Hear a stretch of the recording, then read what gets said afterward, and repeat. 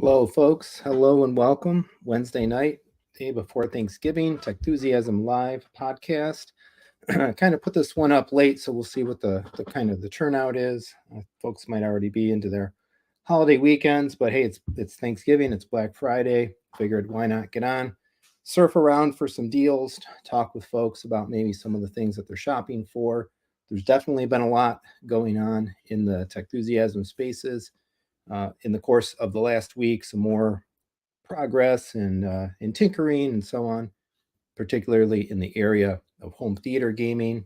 Been shopping some deals as well. I'm thinking about if there's anything in particular that I've been looking for or looking to pick up perhaps this weekend or going into the holiday season. And the deals are certainly starting to fly.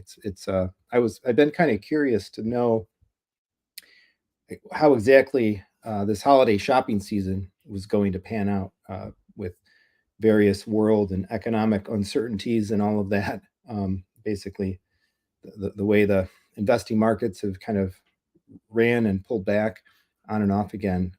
The deals really came quick over the last couple of weeks. A lot of manufacturers, particularly in the home theater space, of course, audio video space, making promos, cutting prices, putting things on sale, and all of that very early, not even really just going into Black Friday weekend or Black Friday week, but in the last couple of weeks as well, including a bunch of brands that aren't even necessarily known for major discounting and sales and whatnot. So I was wondering, why is that? I guess is that because they're expecting a tough holiday season? But I've talked to some folks and gotten some sentiment from some people that I've crossed paths with in marketing and whatnot that have suggested that early early indications are that it's going to be a big spending season. Actually, that a lot of companies are going to do or already doing far better than they thought they might have otherwise. So it'll be interesting to watch over the course of the next couple weeks and see what else maybe comes on sale, gets discounted, and all that. I know one thing's for certain. I got a couple things up for sale, a couple of used items, and it might be slow going on those relative to the cost and the markdowns, the promos, and the sales on a bunch of new stuff that's out there. So we'll talk about that and some of the other things going on. So see, we've got a few folks joining in. Welcome, welcome. I mean, as you're coming in, please go ahead and hit the like button and drop a comment. Let me know who's out there. Let me know where you're from. Where you're from. Let me know what you've been doing in your home theater, your AV spaces recently. And again, given the week and the timing, let me know what you're thankful for. What are you thankful for going into Thanksgiving tomorrow? And what might you be shopping? What kind of equipment, gear, brands, and other things do you think you're going after with the big Black Fridays? We don't tend to do the whole Black Friday deal. I definitely pay attention through the weekend and into next week for things that are on sale and various wish lists and stuff that I have set up. But we don't go battle the crowds and do all of that sort of stuff. We've got a family tradition here where we take it leisurely. Friday morning we'll be getting up and we'll go cut down our Christmas tree. We'll do a family thing. We usually do a lunch or something like that. Get some hot chocolate, do some decorating, end up hanging out with friends and all that, and kind of make it a retail me not Black Friday. But I'm always still paying attention online. Although I haven't really ordered too much specifically, at least today going into this weekend. But of course, I've already made some big purchases around the home theater and around the spaces anyway. So if nothing else, I've done some of my economic share to begin with the Anthem ABM 90 recently, the NED amplifiers and stuff like that. So, and of course our Thanksgiving is very thankfully family filled, and it got a lot to be thankful for. Again, once again this year, from work situations to the progress and the growth of the channel and all that. We've had a lot of health things going on around the family and somewhat even including myself this year, but everybody's still here and we'll be spending the day tomorrow split between both of our extended families. So again, as you're coming in, hit the like button, sound off, let me know who's there, and let's talk about what we're shopping for. We'll go over a couple things here and hang out as long as it seems to be fun and enjoyable. And yeah, and then after we look a little bit at the kind of the deals, I can talk a little bit about some of the things that we've been doing in the spaces since the last podcast. So let me go ahead and do a screen share here. Actually, I just need to bring the screen share in.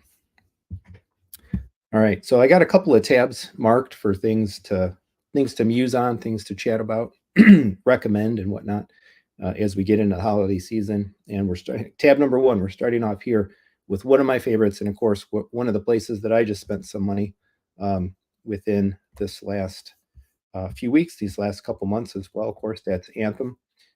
Anthem, again, one of those companies I think that's not characteristic for discounts and promos. Very rare, very few and far between. Is essentially going line wide. So they started a couple weeks ago with the STR series being marked down. And we're looking here at the Anthem webpage. I guess I should preface that. However, they don't sell directly the new stuff. You find a dealer, work through a dealer, and of course, I do have a dealer recommendation and a variety of folks. Let me also mention this too, I suppose, up front, that if you are shopping for home theater gear, if you need some help, you want to hook up, if I can help get you an awesome Techthusiasm deal through any of my my friends, my partners, my affiliates, and whatnot, do reach out to me, techthusiasm_JP at outlook.com. And I'm more than happy to give you phone numbers, put you in direct contact with folks that can hopefully cut you some of the best deal that you can find. If you're shopping Anthem, Audio Advice, of course, has it. I just threw an Audio Advice link there in the chat. But as of a few weeks ago, this was the first stuff that appeared, the STR series. Of course, I have an STR preamp in my living room. I think it's a great device. I do look forward to an STR2. Initially, I think there was some trepidation, some thought that, well, why is the STR line on sale? 15% off across the board. Is that an indication of a new model coming? I didn't really think it was. I did kind of think that maybe this was just the tip of the spear, the start of what was going to be a wave of further Anthem promos and discounts, and that's kind of what it proved to be. Hopefully, we still will see an STR2 at some point. Who knows, maybe Cedia 2024 or 2025 or whatnot. But there are some things they need to do in the STR lineup. It needs the web UI. Really could stand to have an HDMI port, and a couple things like that. But that aside, absolutely fantastic unit. So this whole lineup is just great. And so 15% is what's pretty common here, where Anthem went. And I would say, especially for the brand, is a pretty significant discount. Again, for a company that isn't necessarily known for big promos like this, and they're leaving it open. It's extended, so I love it when they do this. I love when brands do this. They just put the data out there. Let's just go line wide. Let's go fixed, solid price discount, and we're going to tell you exactly when the promo ends. So you have all the information that you need to potentially set up a purchase, line up a purchase, and execute what you may want to do. So everything, as shown on the webpage here, promotional pricing available through January 2nd, and all of this promotional pricing is available at Audio Advice. So you've got the STRs, you got the MRXs, all three models, again, 15% off. The discount of the day here, and these are, of course, the new models, which mean that they're the 8K HDMI board models, both AVMs, the 70 and the 90. So excellent pricing there. Just to give an idea, if you were able to score perhaps a used or an open box, one of these items, I specifically sold my AVM 70 with the 4K boards in it a month or so ago for about $2,600. And so the new one here with the 8K board marked down to 3,400. And again, well, the more you spend, the more you save, right? So when it's a percentage off, so pretty considerable discount, over $1,000, $1,100 there off the AVM 90. The MCAs, the amplifier lineup is on sale, and again, 50% across the board. And then they did this actually. So they did the STRs, then this refurb stuff showed up. Then the rest of the line went on sale as well just a few days ago. And so here they're offering a variety of refurb items. Of course, these are manufacturer reconditions. They say up front too, right? Your refurbished factory product not only performs effectively as a new one, but is also supported by a 1-year warranty. So there you go, AVM 70 and all three of the MRXs available as refurbs. These are 40% off. So pretty deep cuts there. Even less than I was actually able to sell my used AVM 70 back a month or so ago. Although I'm curious, I don't know how folks weigh the pricing. Do you actually see a refurb as being worth less than a used but never had a problem working condition piece of equipment? Maybe an interesting question for a poll. Knowing that the refurb broke once, but then knowing that the manufacturer had it in their hands and has personally kind of certified it, made sure that it's working according to spec, and is giving you a warranty. Does that, if that makes anybody sit uneasy versus just buying a straight up used unit on the secondary market? So you've definitely got some choices here. Let's just take a look at the price again. So an AVM 70 8K new, $3,400, an AVM 70 4K refurb, $2,300. So $1,100. It's a pretty considerable difference there. Of course, you are getting the 8K versus the 4K board. That alone is a $500 value. So keep that in mind, I guess, if you're shopping Anthem and you're considering these. I'm not sure. I believe that Anthem is selling the refurbs directly. So yeah, there is a buy now link. And you can add to cart. So the refurb, the used store, you are buying directly from Anthem.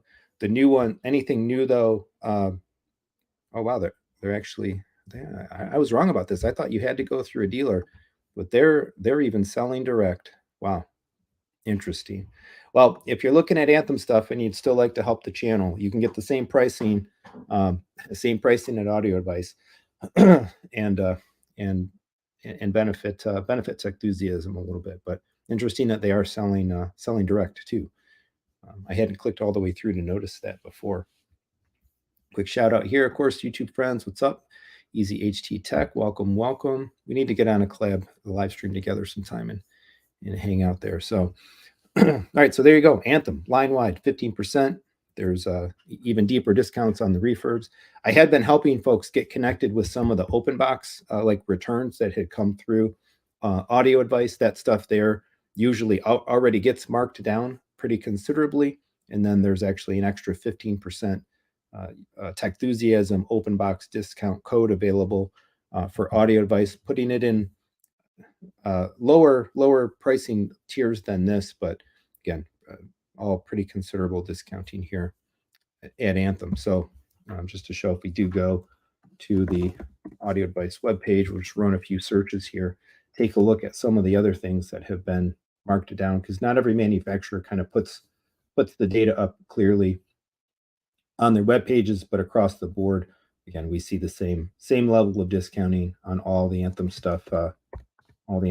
Here. We'll zoom in a little bit. Another one that is a big, a kind of exciting one to see in the projector realm. Of course, one of my other favorite brands, JVC. All the JVC projectors were marked down. So the NZ7 had already been $2,000 off its MSRP. That is unchanged. But the NZ8, I think, picked up another $1,000 off, and I think the NZ9 might have picked up an extra $2,000 off. So the 7 is $2,000 off MSRP, the 8 is $2,000 off its MSRP now, and the 9 is $3,000 off its MSRP. And even the NP5 is discounted $1,000 down to $5,000. That's a great stellar deal. And then the lower level NZ30 also even just kind of shaved by a couple $100 there. So we've got a ways to go. Who knows? We may see new JVCs at CEDIA in 2024. It would seem likely, but who's to say that they don't go another year? It could be 2025. This is one of the areas that I've been thinking about pretty strongly going in to the end of the year here. I did actually put my NX7 up for sale in a couple of different places. I posted to the channel that, you know what, I think I'm going to go ahead and put it up, get some feelers out, and if I can sell it for a reasonable enough price, then I think my intention was actually to let it go and go ahead and pick up one of these, actually just get into the NZ lineup. I was really jonesing for the HDMI 2.1 and some of the other laser features. I wouldn't mind kicking out a little bit more brightness. I was kind of excited about the fact that, again, JVC is like is investing into the models of projectors with firmware upgrades, the HDR tone mapping, frame adapt HDR, like next generation firmware just hit. Sad to hear that that doesn't seem to have been a groundbreaking thing in terms of performance and picture quality improvements and all of that. Michael Youthman did the video and chatting with a couple of other folks. It didn't seem to be quite as remarkable as just the original frame adapt HDR feature was. But I guess I'll have to read some more takes on that and give it some more time, hopefully. But in any case, I've been happy with the HDR performance of the NX7. I would have to believe that the NZ is that much better. Again, plus the laser benefits, noise, sync times, power on time, power off time, and all that sort of thing. Again, as well as the HDMI 2.1, which I was kind of hunting from a video gaming perspective, particularly as I've been having the PlayStation 5 reinstalled in the system. And I think one of the absolutely killer features of the PS5 is the 120 hertz, 40 FPS game modes that are becoming more prevalent, at least particularly with the Sony first party titles. Although I think I'm very quickly moving back away from the PS5. We'll muse on that a little bit later as well. So anyway, my gut thought was if I can pull it off before the end of this calendar year, I would if I can turn the NX7 over and spend some money in, get an NZ7, I would use it for probably a good year at least before the replacement models for this current NZ lineup lands, and then in the next upgrade be firmly looking in this kind of level of territory. But we'll see. Again, just because of the fact that everything is discounted now, including the NP5, that really puts pressure on the used pricing, the used market, I think, because if you're not getting enough of a price advantage to buy the prior generation, then you might as well, of course, just buy an NP5 for $5,000. So we'll see. We'll see if a sale materializes, or perhaps if maybe like a bunch of used gear will get kind of pulled off the market for a little while, and then come back onto the market after the holidays.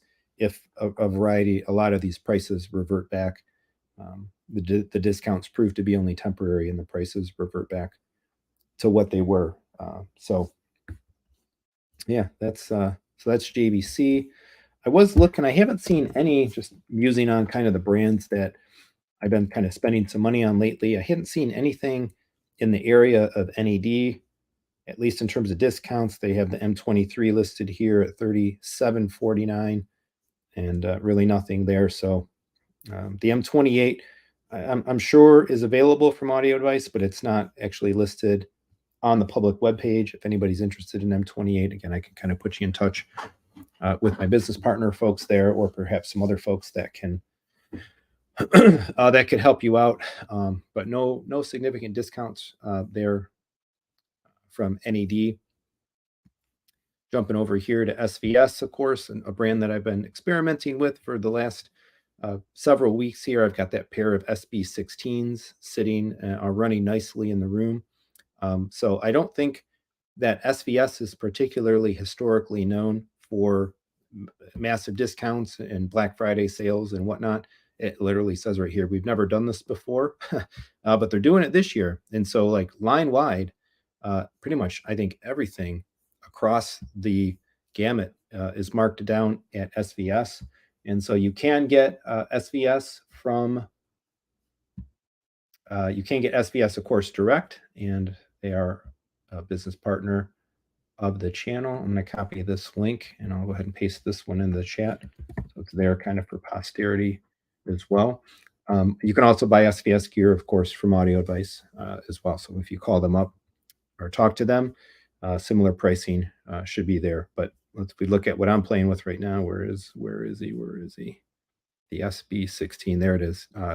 $22.99 MSRP, $2,099. So it was about 10% off, basically, right off the top. And I think they're still running their promos as well. If you buy two of them, you still save, right? So not only is the subwoofer itself marked down, but if you buy two, that would normally be what, $4,600, marked it down to $4,000. So $600 savings across two subwoofers. And so this is pretty much line wide. Again, all the models, similar-ish levels of discounts.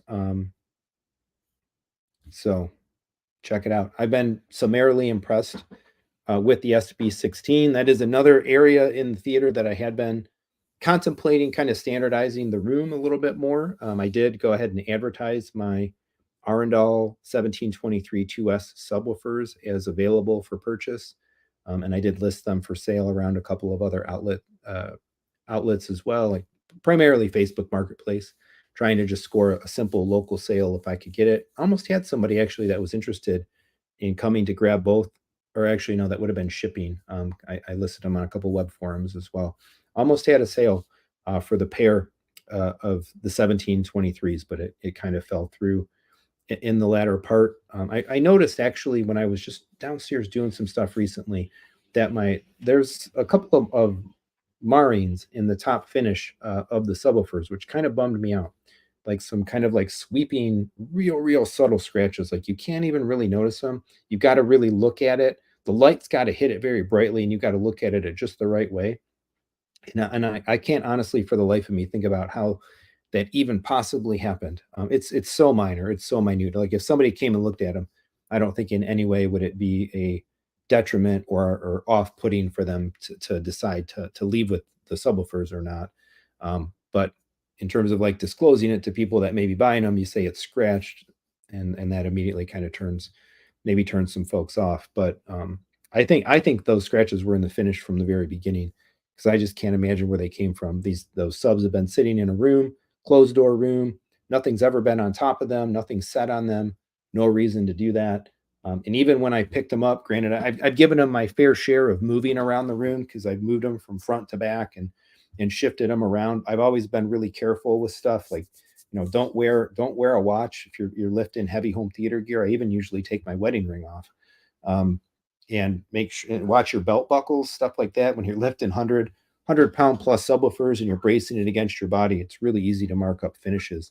So anyway, I can't fathom that I did it, but it was a bummer that the idea that these had a couple of some scratches in the top sunk that last deal. But I had been thinking if I list them, if I sell them, great. If I don't, awesome. I think they're fantastic.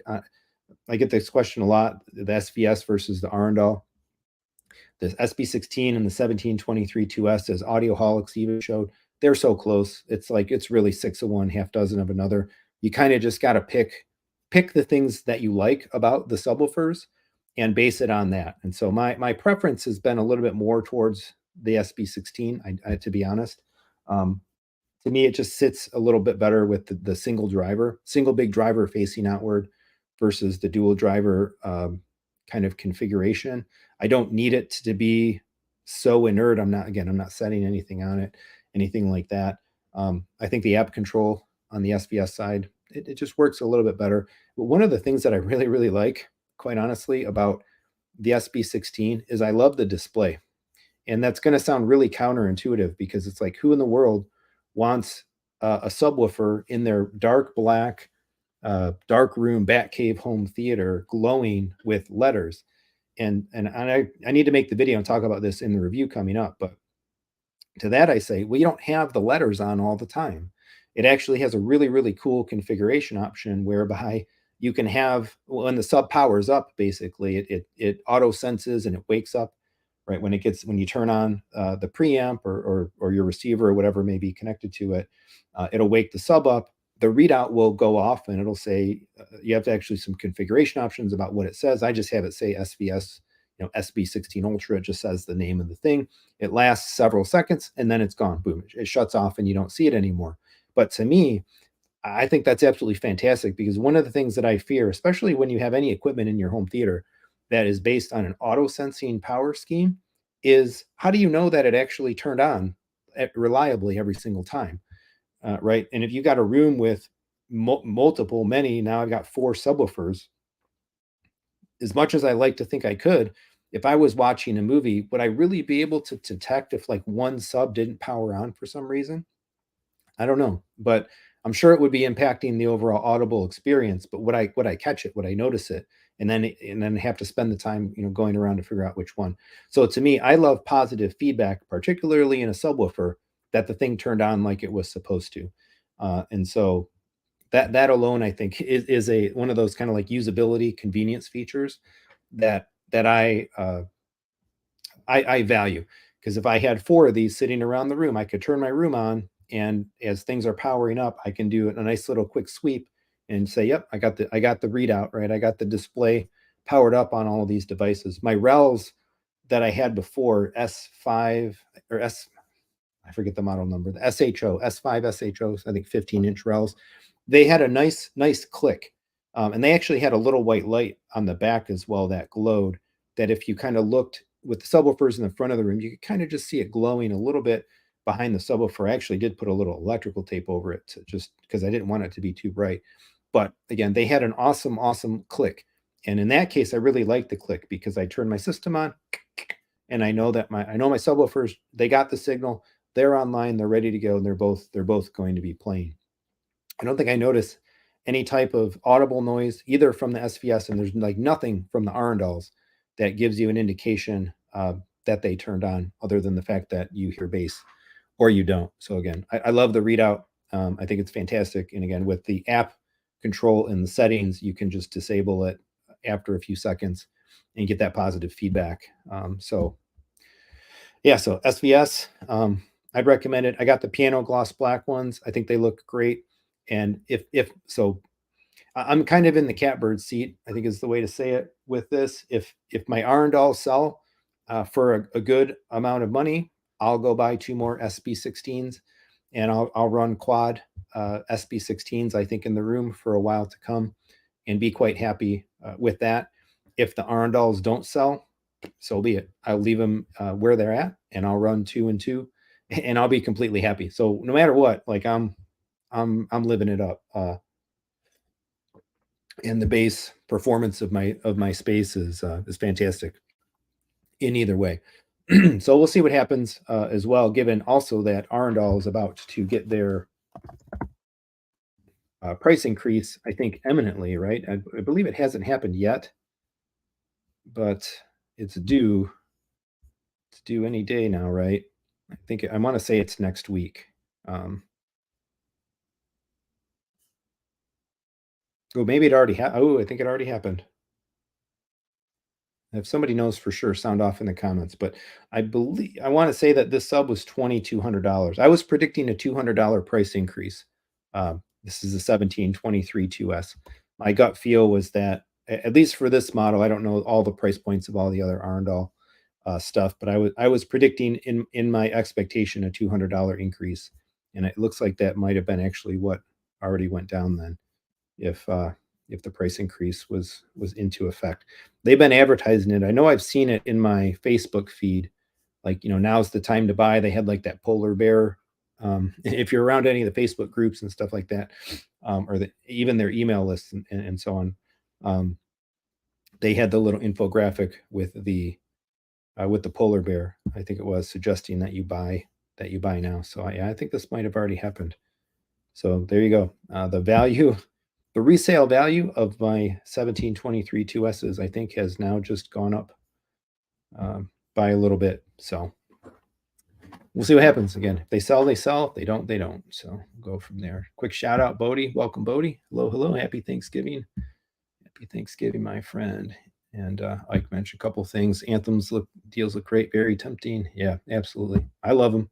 I can't recommend them enough. Let's see. Oh, he's selling your Sony 325 ES. There's another guy in Michigan here, I think, that has the 325 ES Sony. Yeah, selling to get an NP5. I've been super happy. JVC is not perfect. Of course, there's areas of improvement in every facet of our hobby, and as a projector choice, I've been happy with it, and my gut tells me to just stick with it.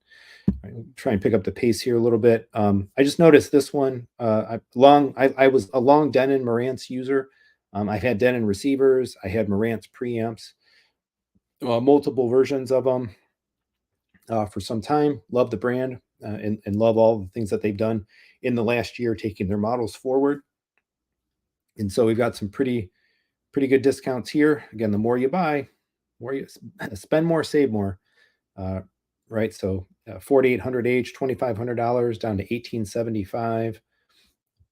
So Denon Marantz stuff also. I believe this was just literally like today or yesterday. I saw the first inclination of these markdowns. Maybe we should go back here. Let's actually look.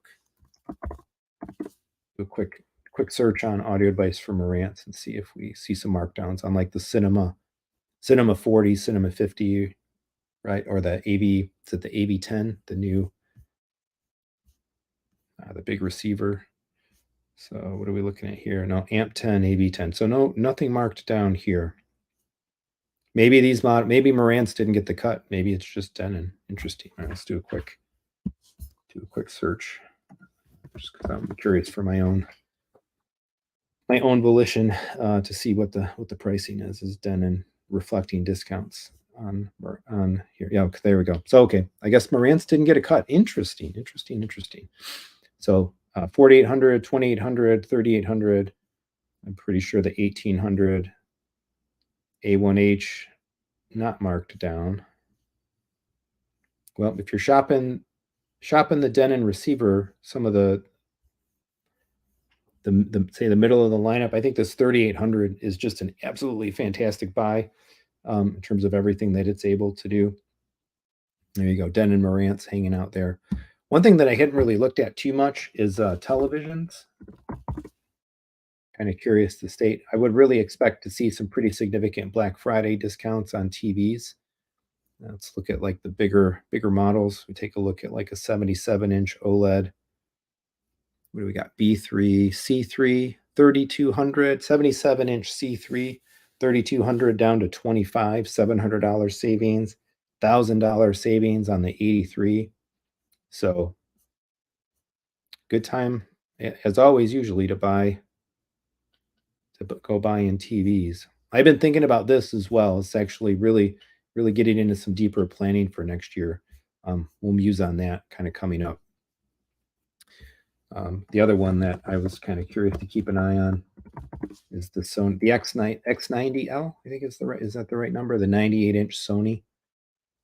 Yep, X90L. I saw this at their press event, so keeping an eye on these 98-inch TVs. Where are the prices of these 98-inch TVs going? So we got was 10,000, now 8,000, 20% off for the Sony 98-inch. Take a look. Some of the others, TCL, that's the S class. We want to look at the QM. Samsung 98-inch Q80C, $3,000 off, 8K down to 5K. Here we go. Wow.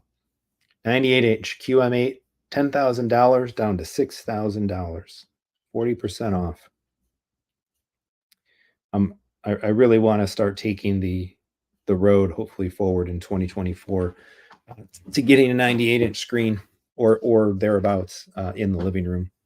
We'll see how that goes. And then, of course, that Hisense. I don't know if Best Buy is listing the Hisense. Let's see, I'm not sure actually if that's an Audio Advice brand or not. But the big discussion was the $5,000 MSRP 98-inch Hisense, or 100-inch. Sorry, it's not 98. It's actually a full-on 100. Triple digit, right? Down to $3,000. You were able to buy this thing for. I'm not seeing Best Buy list it. I know I've seen some folks talking about it. It's not a laser TV. It's actually a panel. I know Dream Media guys, Kellen, Zach, and stuff were offering and chatting about that. They might actually have it on their page. Let's see. The 10. Yeah, there it is. U8. $29.99 for a 100-inch TV. Absolutely unreal. We'll muse on this a little bit. I had the Dream Media page set up. Another company that I'd be happy to recommend folks to as well. If anybody's working with those folks or going to them, to consider something that you might have been introduced to because of Techthusiasm. You talk to Kellen, you talk to Zach, let them know that you came from Techthusiasm. Jeremy sent you. But in terms of stuff that I'm looking at, this one caught my eye. Actually, I want to message the guys about this because I think I need to at some point I need to prepare because technically I've got a Chief RPA mount hanging my NX7 right now, and I believe that that's not technically hefty enough, even though I'm pretty sure I have it mounted in a way that it wouldn't be a problem to hold anything in the NZ line. But the NZ9 is like it's a big boy. It's a heavy unit, and all of the NZs actually got heavier. So I'm curious. They advertise this mount as being capable even for like the bigger JVCs. But the thing that I'm really drawn to about this one is I love this adjustability here. Right now, my mount, it's a screw based one, so you have to loosen a screw. You got to get it just right, and then you got to tighten the screw. And in the act to tighten the screw, ends up throwing you off. So in this one, I love the idea of being able to just reach up there and just ever so gently being able to like twist a dial and get all of your rotational and axial adjustments. Because man, lining up a projector to a screen sounds trivially easy, and it can be it can be a real pain, especially when like our houses are not square. I'm pretty sure that the wall in my basement and the screen hanging on the lumber that's attached to the wall, it is not flush up and down, and you know, so it's a challenge. It's an art. um, and if you have a mount that makes this really easy to do, I may as well perhaps move to a different kind of mount that would have better, easier adjustments and be very specifically rated to carry something all the way up to an NZ9, and do that sooner than later and be good to go. So I've been meaning to reach out to these guys and ask about this. A couple more shout outs. Julius, welcome. Drop Zone 7. Hey there. Look at Engage Engineering for the NZ9 mount. Engage Engineering, NZ or JVC projector mount NZ9. See if this turns something up. Anamorph, ceiling mount, Engage Eng. Sony JVC compatible. JVC NZ compatible HT Pro. Higher loading rate, low profile, stronger, broad range of pitch and roll adjustments. Cool. I'll leave this tab open as something I'll have to check out. Later on.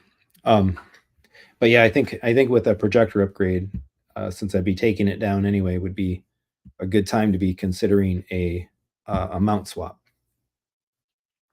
Because I don't think I'll be significantly moving the projector anywhere else than where it is right now. But we'll see how things. I suppose we'll see how things evolve.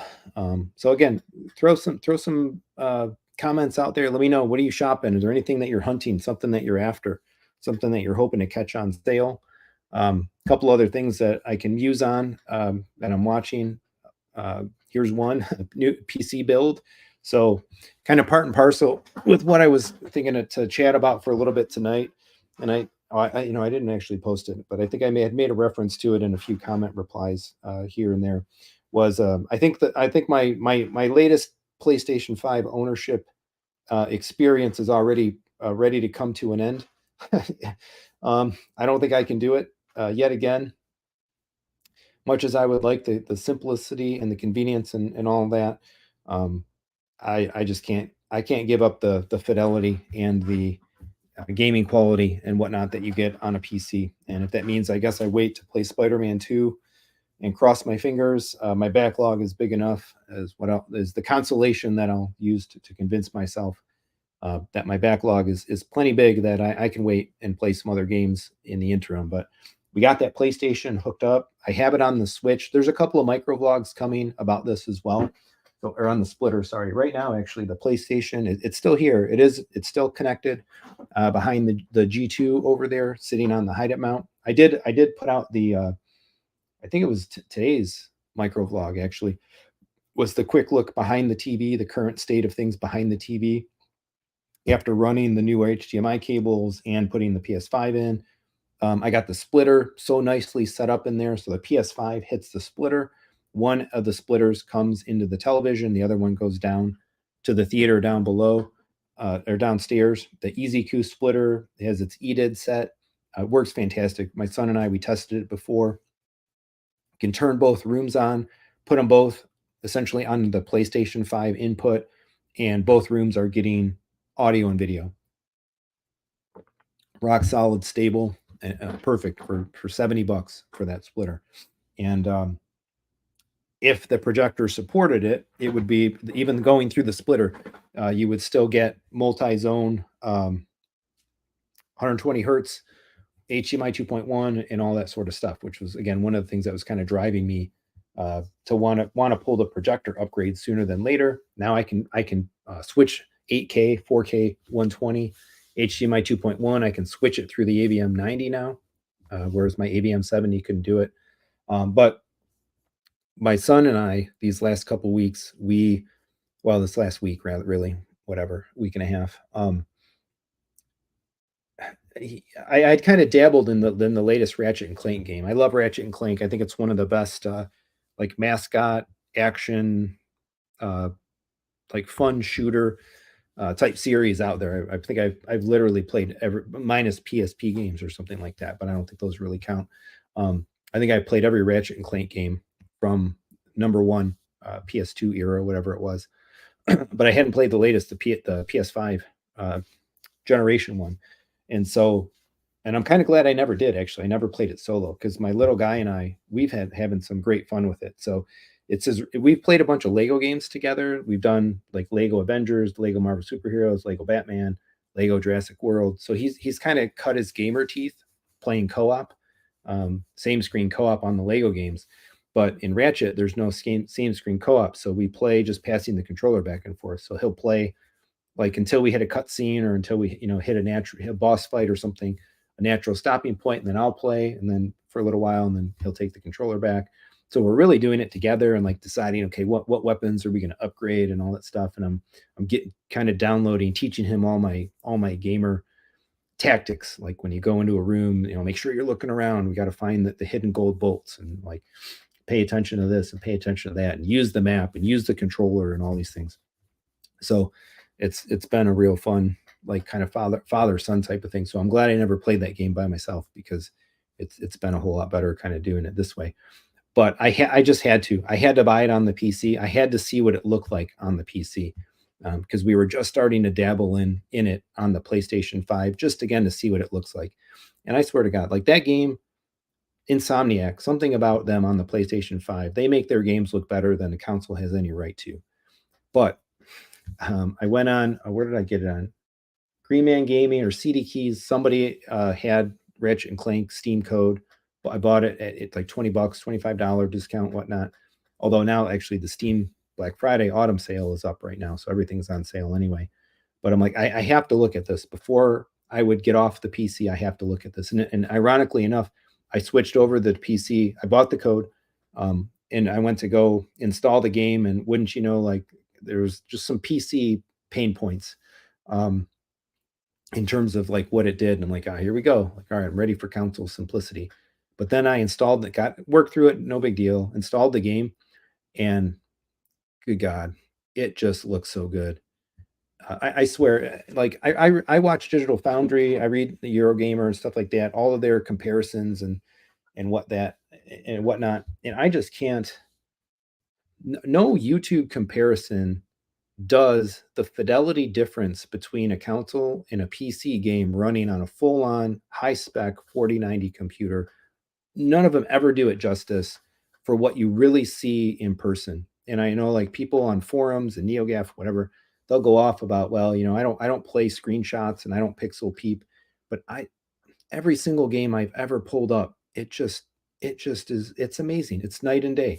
It is so much better looking, real 4K, full 4K, playing at the higher frame rates, right? We're running like 100 FPS in there, all the ray tracing stuff turned on and just maxed out. Everything's maxed out. And we're still pulling like 90 to 100 FPS with VRR. It's like, I like, and an FOV slider so we can actually see a little bit more of kind of what's going on in the game environment and stuff. Like, I can't do it. I can't not not play my games on PC. And I jumped, we'll come back to this actually. I jumped back to Batman, and I did post this to the community channel, right? So that's a shot of Batman Arkham Knight looking over Gotham City. I know, and you probably can't see this like I can see it looking on my MacBook screen, but I swear it's like Arkham or Gotham is just like melting in the rain. And then you play this game on computer, and it's like, oh my goodness, like it looks so fantastic. And again, it's running at 90 FPS, and so I can't do it. So the PS5, probably this weekend, actually, unless I'm debating if I want to make any more content about it. If there's anything else that I want to capture before I pull it, I'm just going to take it back. Technically, I don't even have to take it back until after the new year. It's on like holiday returns, but there's no reason to have it just sit back there. I'd rather just have the money back in my bank anyway. So I think I'm going to wipe it. I'm going to pull it. I prepaid for a few months of PS Plus and all that, so Sony got a little bit of money out of me, but it's got to go back, and I'm doubling back down again on the PC. Kind of almost what I did some months ago when I was contemplating, reaffirming my commitment to going all in on my staying all in essentially on Kaleidoscape, and versus considering anything else, and decided to do that. I'm doing it again here, like all in on PC.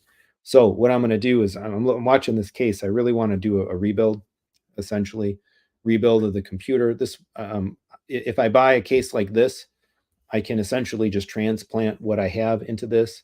And if I have the computer downstairs, this case will be a whole lot nicer sitting on top of the rack, because it's kind of this front view fishbowl kind of style PC case.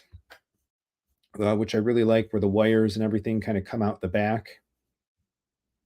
Or if I decide in some capacity to like bring the PC back upstairs because I feel I need to, this can sit in places that a regular tower case can't sit as nicely.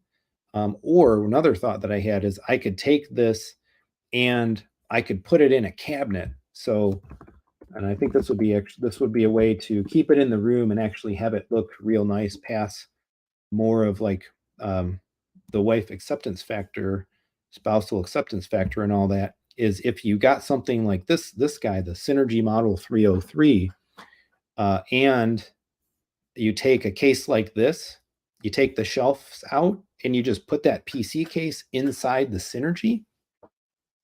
It looks like a piece of furniture in the room. It obscures the PC-ness, the rawness of it. And I think it would run great inside here. It would still get airflow and all that. So this is some of my contingency thoughts about what I could do. Or if I go full bore, bringing like more equipment up into the living room, which I know I talked about at the beginning of 2023, a double wide would still fit to the side of my television up there. If you go back and look at the video, I think back from January 2023, I was talking about this kind of an idea, having the living room gear in the living room. I could have the choice or the option to like bring the STR, bring the M23, bring the stuff up to the living room on one side of this, and then still have that kind of bigger honking PC case sitting there on the other side of it. So I've got some options. So I think I'm going to do this. I'm going to do it up real nice. I think real good. The case, we're talking like $180 for the case. I think actually right now it is on sale for like 160. I had noticed some markdowns already happening. I'm going to pick up a handful of nice like Noctua fans, replace all the fans. I don't need it to be all RGB necessarily and glowing and stuff like that, I think. But get some nice Noctua fans in there and just do a heart transplant, more or less, for now at least, and take the guts, take everything out of the current case, the Fractal Meshify that I'm running right now, get it installed in here, and this will be nice. And then I'm set up, I think, for a good while to come. There are a couple like smaller siblings of this. There's a Tower 200 and a Tower 100. They're both ITX motherboard cases, and they would be nice in some respects as well. But usually, like the same board in an ITX is more expensive than an ATX. It has less IO and less features and less fan headers. Like So you pay more for less just because it's smaller, and I can accommodate this. So I think I'm going to go ahead and end up making this buy here pretty soon, and then who knows, maybe coming up into the get it shipped, get it over here, and do a PC transplant building with my son. Probably actually let my son do the lot of it, teach him how to get it going, and do a PC build and stuff like that, because he's been really taking even more of an interest in the AV stuff. He actually helped me pull all the HDMI cables and all that. So we've really been bonding around some of this stuff, which I love. I want to hit a couple shout outs here. Sammy Prescott stopping by to say hello. Happy Thanksgiving. Happy Thanksgiving to you as well, my friend. And if anybody notices, Sammy's got the Sweet Green name, or at least I see his name as Sweet Green because he is a channel member. Yeah, so if you're interested, feeling givey or whatnot, you can join Techthusiasm channel memberships. They are available there on the channel. Fidel saying you should try out Alan Wake 2. I don't know if you were the one that left the comments as well, and there were a couple of my PC musing videos and whatnot. I know Alan Wake 2 was mentioned as just looking absolutely fantastic. So I've got it in my tabs here, Steam. I don't know what I'm going to buy yet, but I will be looking at the Steam sales. Drop Zone 7. Don't have the patience to maintain a PC. Yep. It can be tiresome. It can definitely be tiresome. Grew up with consoles. Well, so I don't use a mouse and keyboard. So this is something else that I'm going to make some more comment on, or content on, coming up, because I made a couple more discoveries with regards to controller support and making controllers work reliably at distance on PC. So keep in mind, I don't use a mouse and keyboard at all. I game in there. I don't game here in the office. I don't game with the mouse and keyboard, even in shooters and stuff like that. I'm a controller player, and I use the controller exclusively on computer, including now the Sony DualSense controllers, which is pretty sweet.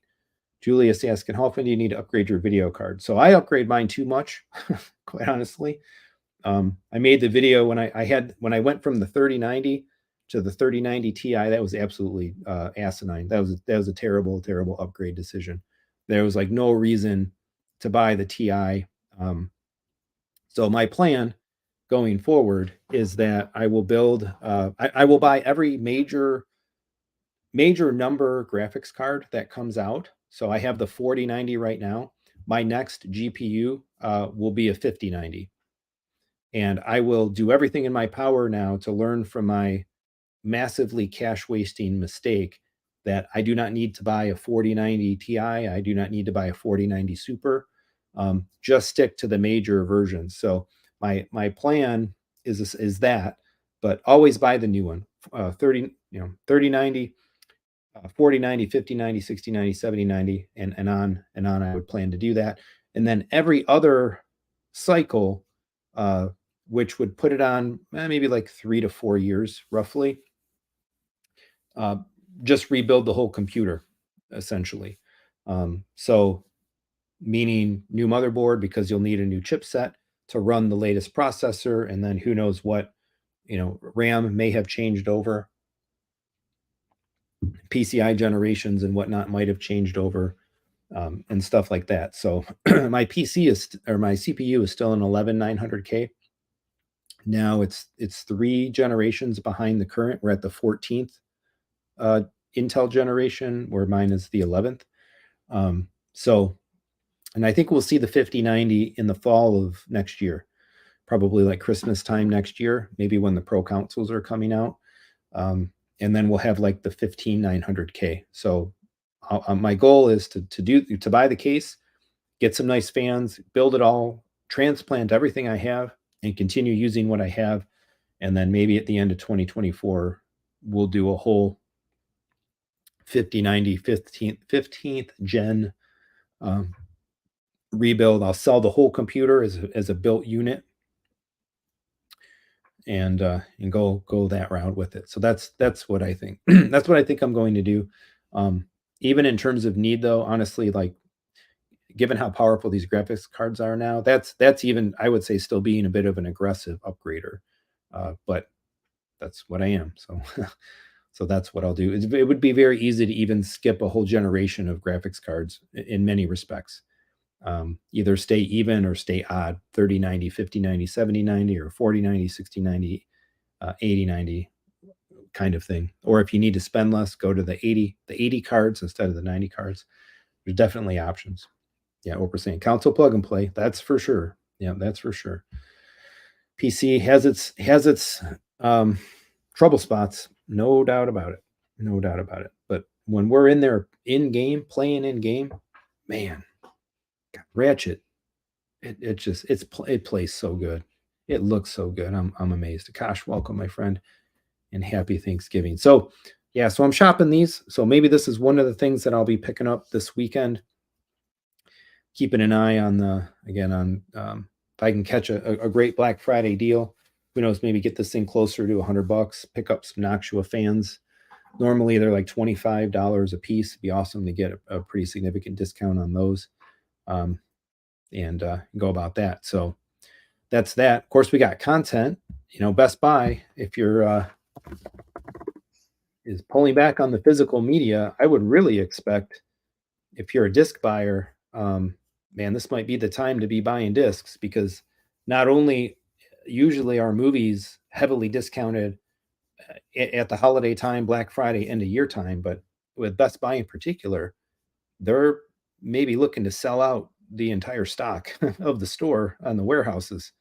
So I would be looking here if you're a physical media type personality. You might be having a very, very happy holiday. So yeah, we got movies here just even scrolling through. A lot of stuff showing up at $10, $11.99, $9.99. Here, let's do this. Let's go to movies and TV shows. And 4K Ultra HD Blu-ray. What are we looking at? So new releases, not so much on the discounts, but yeah, this is $10, $8, $12, 15. These are there's a comment about Kaleidoscape Drop Zone. Yeah, can't sell a kidney for Kaleidoscape, so we've been buying tons of 4Ks. Yep, absolutely. I mean, this is the time to do it. And actually, Kaleidoscape has their sale on. I will talk about that. Of course, it is an interest of the channel and a good portion of the channel community as well. Yeah, this is awesome. This got the upgrade in K. Vacation, classic movies.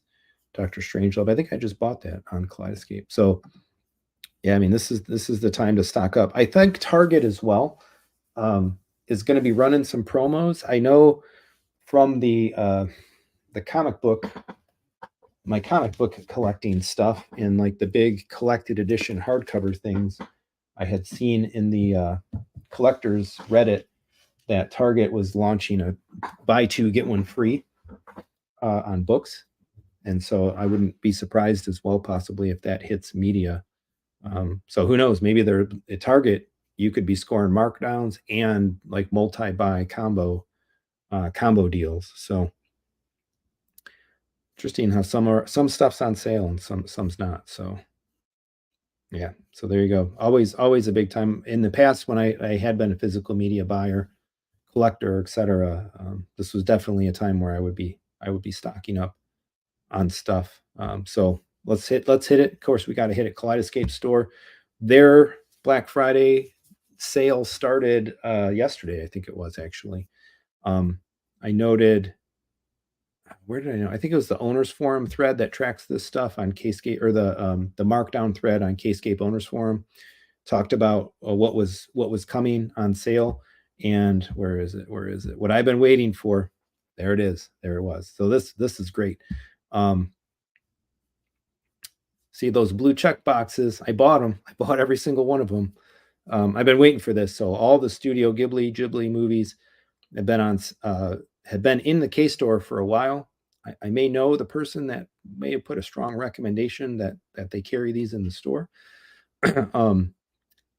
But they've been $19.99 the whole time that they've been available. They haven't had a discount yet. There hadn't been any kind of a super bundle. And so these are all marked down now, $9.99, half off. That was good enough for me to go ahead and grab them. We've watched a handful of these with the family, the younger kid ones. Just absolutely fantastic movies.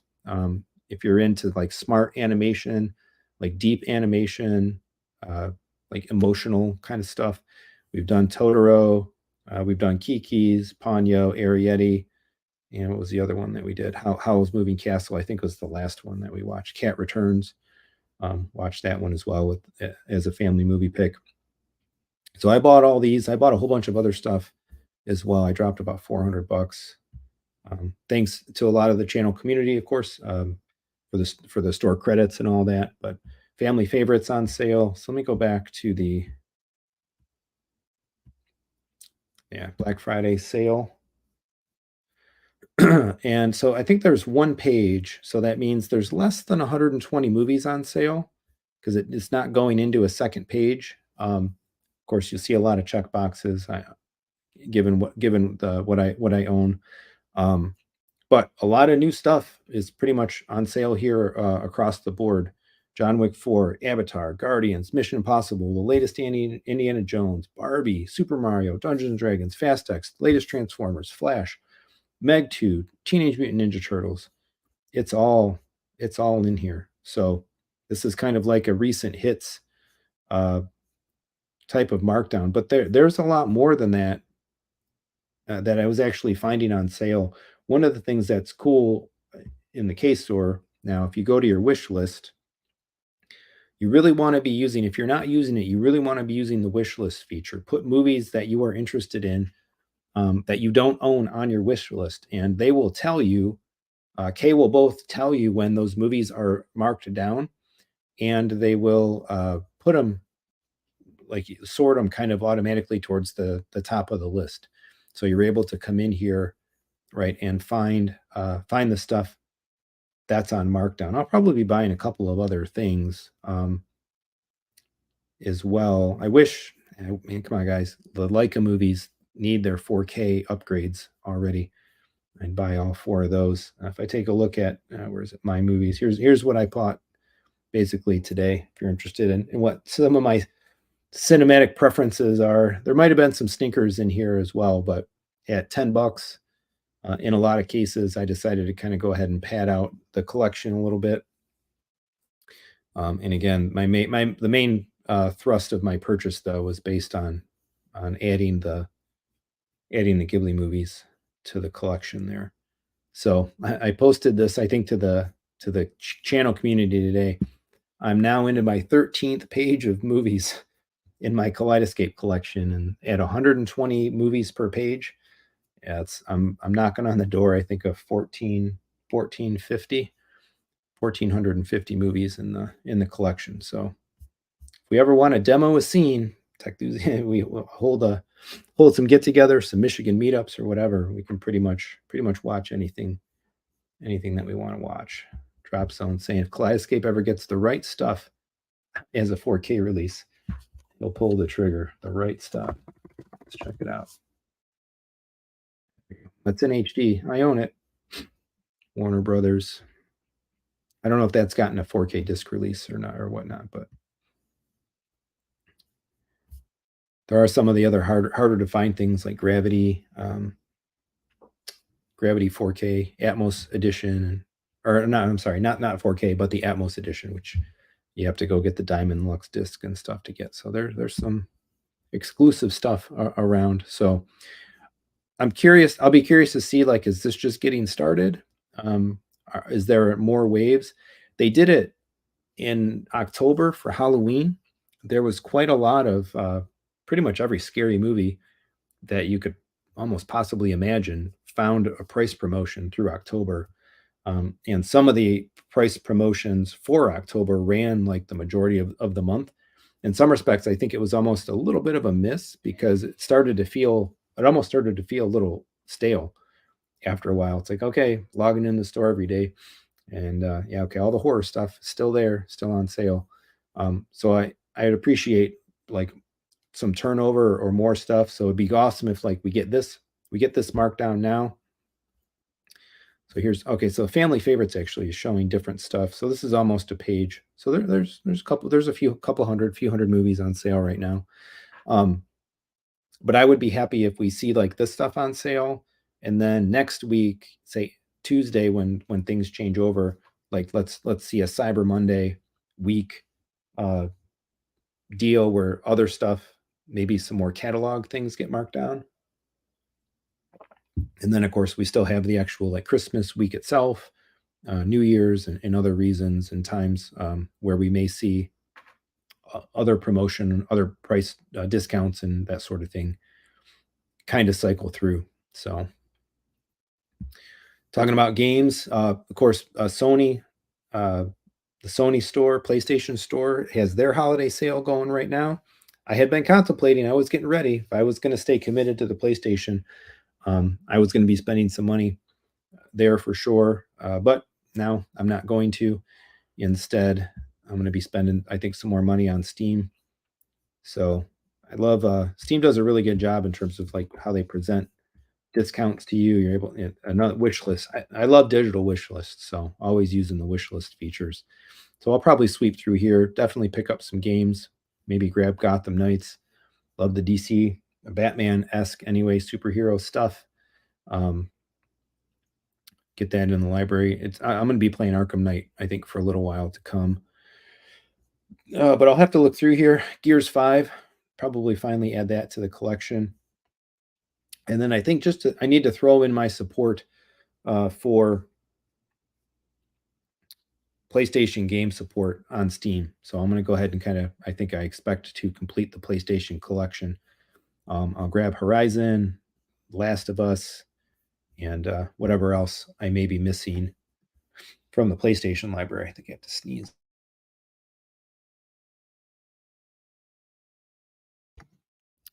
So definitely be looking here. I don't know what game my son and I might jump into. Probably just do some more Legos after we finish up Ratchet and Clank. But I think I pretty much already own the Lego stuff. So I have to probably check and see. Days Gone, grab that for sure. I believe the sequel to where'd it go? I passed it. Probably sorry, probably scrolling too fast here for the Horizon.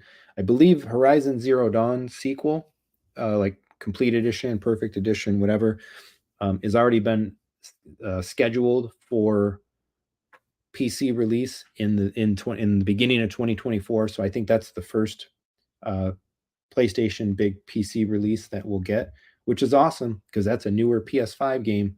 So we got to get there. Come on, I don't want to wait a year for Spider-Man 2.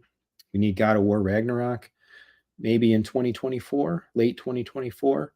But they also just announced Last of Us Part 2 is getting a $10 PS5 upgrade, which I don't think it's been shared yet, but that absolutely has to be indicative of a PC release as well. So I'm kind of hopefully expecting that to be out by maybe summer or springtime, best case scenario. So I definitely will have no shortage of the PlayStation games on PC to be enjoying.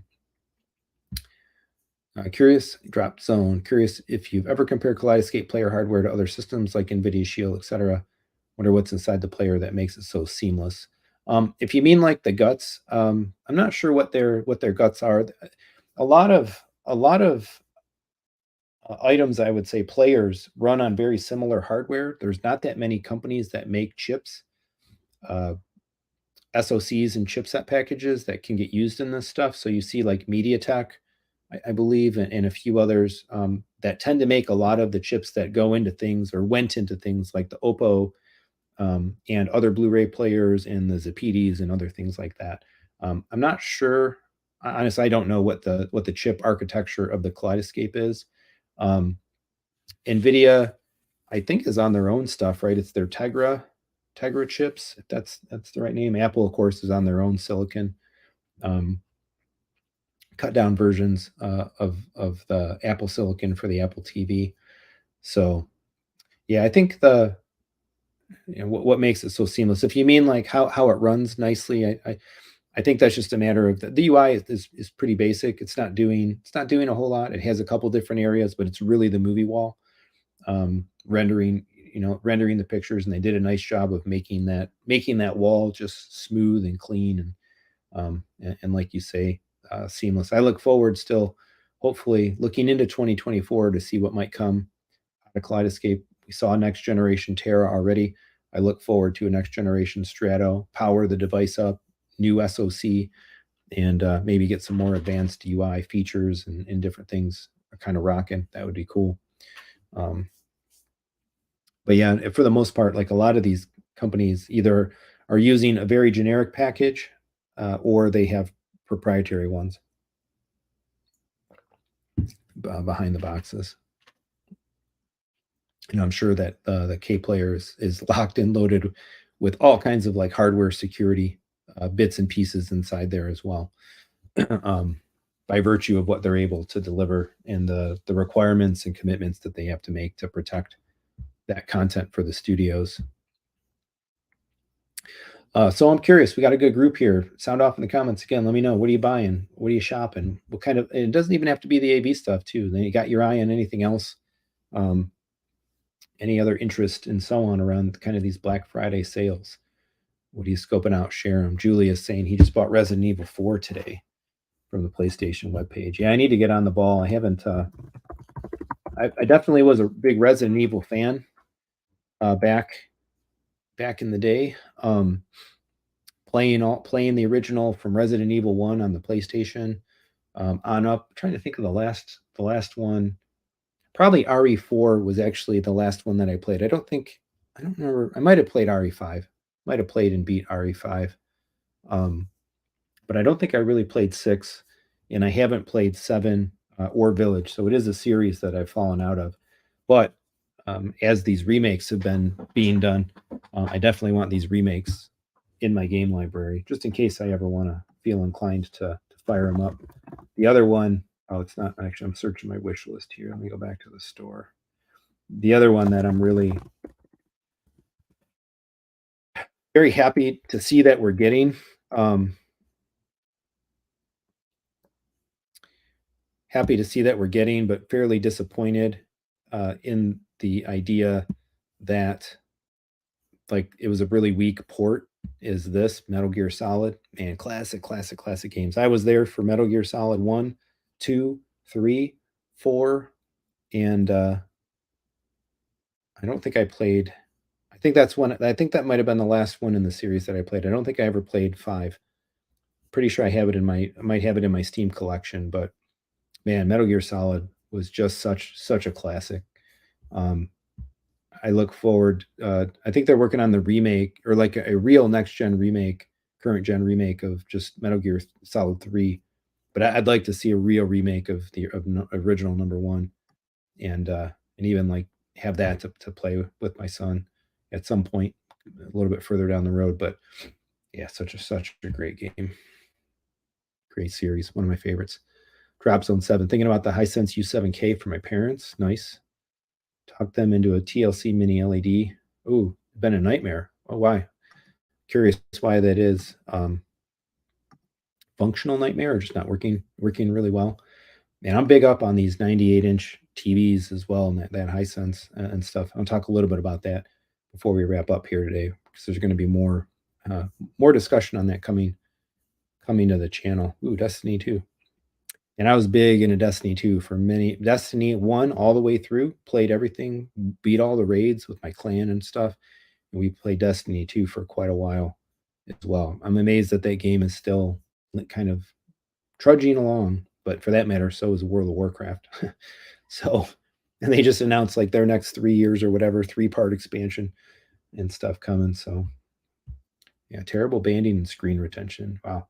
Yeah, I think one of the things that it's kind of in my mind as I'm contemplating that these bigger TVs is now that I've kind of experienced the quality of the LG G2 OLED, any larger TV, like I'm not sacrificing. Like I can definitely see the value proposition in folks buying the 100-inch Hisense for $3,000. And like for the money, size for the money, like again, value proposition, it's amazing. But I would hopefully be looking towards a more premium, large format set. But we'll see how that goes. So anyway, a couple other things that I've been shopping. Again, I'm big on the books. I'm sitting here surrounded by my hardcover collection. Still been on the comic book train. A little bit of collecting and stuff going on there. So if you're into you want to read some classic Marvel, forget the Marvel Cinematic Universe and its current state, and go back and read some Stan Lee, Steve Ditko, and Jack Kirby in stock trades and cheap graphic novels. Go buy some Marvel omnibuses from from the original time. So I'm scoping some of this stuff out. And one of my other honorable mentions for Black Friday is Barnes and Noble, the last remaining bookstore, pretty much. The only one we have around here anyway.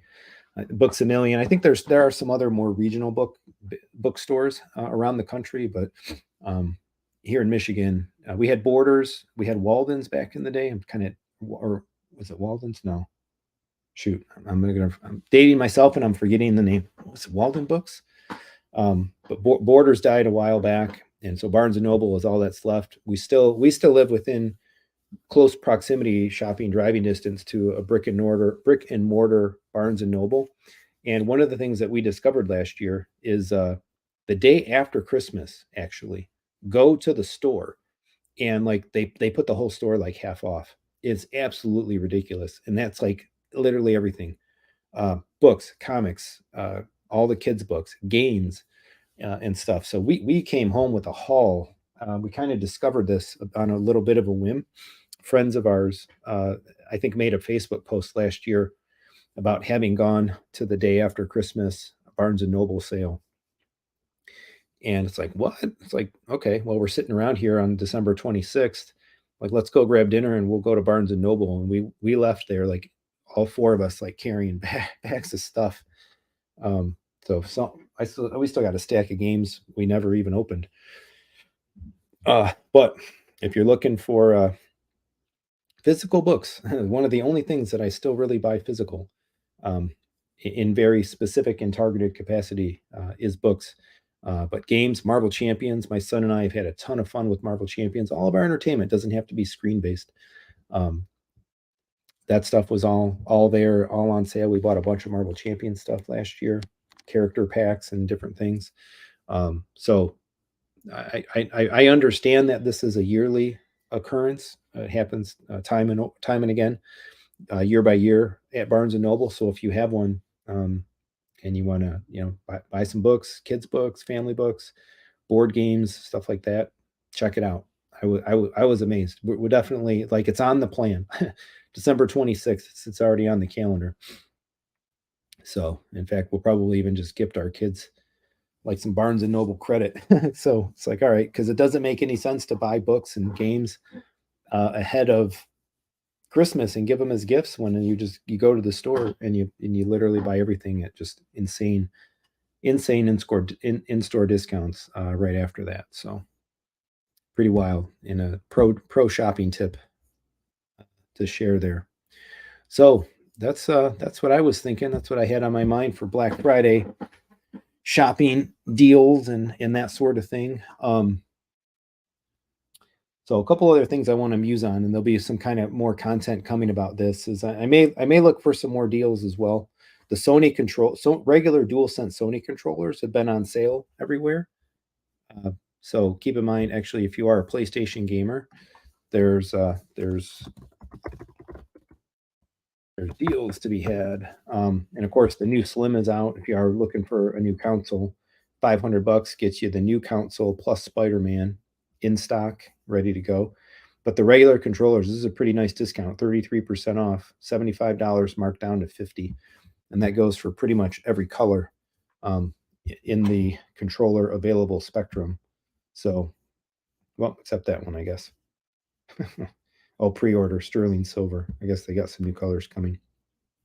But yeah, if you're buying some PlayStation accessories, I can't speak highly enough of this bad boy right here. So my PlayStation is going back. I am going to wipe it and return it, but I'm keeping this. I think the DualSense Edge is a better controller to me than the Xbox Elite. I think I got one of the little short vlogs coming, kind of musing on this idea between the two controllers. I just find this controller so much more comfortable to use. And like literally, I think within the last week, PC support for Sony controllers, including, I think, the Dual Shock, if you're still rocking the old stuff, the old and busted stuff versus the new hotness. But the DualSense controllers and the Edge are working so much better on PC than they were formerly. So if you have a PlayStation, and you really want like a premium control experience, this is it right here. Go buy yourself one of these. The triggers, the way that they do this with these nubs, man, the nubs are so good. They're 10 times better than the paddles. I think on the Xbox Elite Series controller, you do get paddles. So if you really prefer the feel of the paddle, you get that choice. But for me, man, I take those paddles off and put the nubs on. The nubs are just so much more firmer control. Everything just to me like hits my hand so much more naturally with this thing. You get the adaptive triggers, just like the Xbox Elite does. You get other exchangeable parts, different. It comes with 3 different sets of sticks that you can exchange out in there. And I like the configuration options of this controller much better than the Elite as well. It has these kind of what they call the function buttons, right? And that's how you change the modes. So a couple of things about this. And actually on the console, the Xbox Elite lets you change from like one mode to 3 modes, but it's all like low fidelity. You have to kind of remember, okay, what config did I have here? What config did I have there on option 1, 2, or 3, or no option? Whereas on this controller, if you're using the PlayStation 5, you get a pop-up menu and you can name your configurations and you can assign them to certain, like press the function button and press one of the face buttons, and you can load one of essentially 3 different modes, or function plus triangle puts you back in the default mode, which is uh, no paddle, no real alterations, and then you have 3 settings that you can change to. None of this stuff worked on PC, I believe, for the longest time for PC gaming, but it all works now. It's fantastic. So the triggers work. We're playing Ratchet and Clank, and even non-Sony games that are like specifically DualSense labeled compatible are working with the paddles. The one downside is you can update the firmware of the controllers on PC. Sony has an applet for it that you can download, but you still can't configure the DualSense Edge on PC yet. So you do have to like have a PlayStation, or have a friend that has a PlayStation, get it plugged in at least once, go ahead and get it updated, set the configuration, set the configuration up, and then the paddles will work and the function switching will work um, on PC. And if you ever want to change it again, well, you got to take it back to your buddy's house and change it up that way. At least for now, I would very much expect that in the coming year, the the dual sense control applet on PC gets powered up and gets more features, gets more capability, gets the ability to kind of fully manage and configure the dual sense edge. But what I thought was pretty intuitive was that um, in my case, or I think the way that it works actually is function triangle. Um, yeah, function triangle is the default, I believe, and that gives you no trigger action whatsoever. So I set up the controller on the PlayStation console. Console. I think there was some feedback saying that I say council like council like council of rulers or something instead of console. So on the console, I set up all the configurations so that the right bumper is X, because you pretty much always want that to be jump. And then if you press function square, the left bumper is square. If you press function circle, the left bumper, or the paddle nub is circle. And if you press function X, the left bumper is triangle. And if you go function triangle, then the special triggers, rear triggers, paddles are not used at all. And you would never do like X on the left one because you always have X on the right one. So this is working great for Ratchet and Clank, jumping on the X button using the right nub, and then using like dash or something else on the left one. And it works. The function switching is in the controller. Uh, Computing itself doesn't actually need software or driver support or anything on the PC to make it work. And Steam actually just launched far more advanced controller support. Um,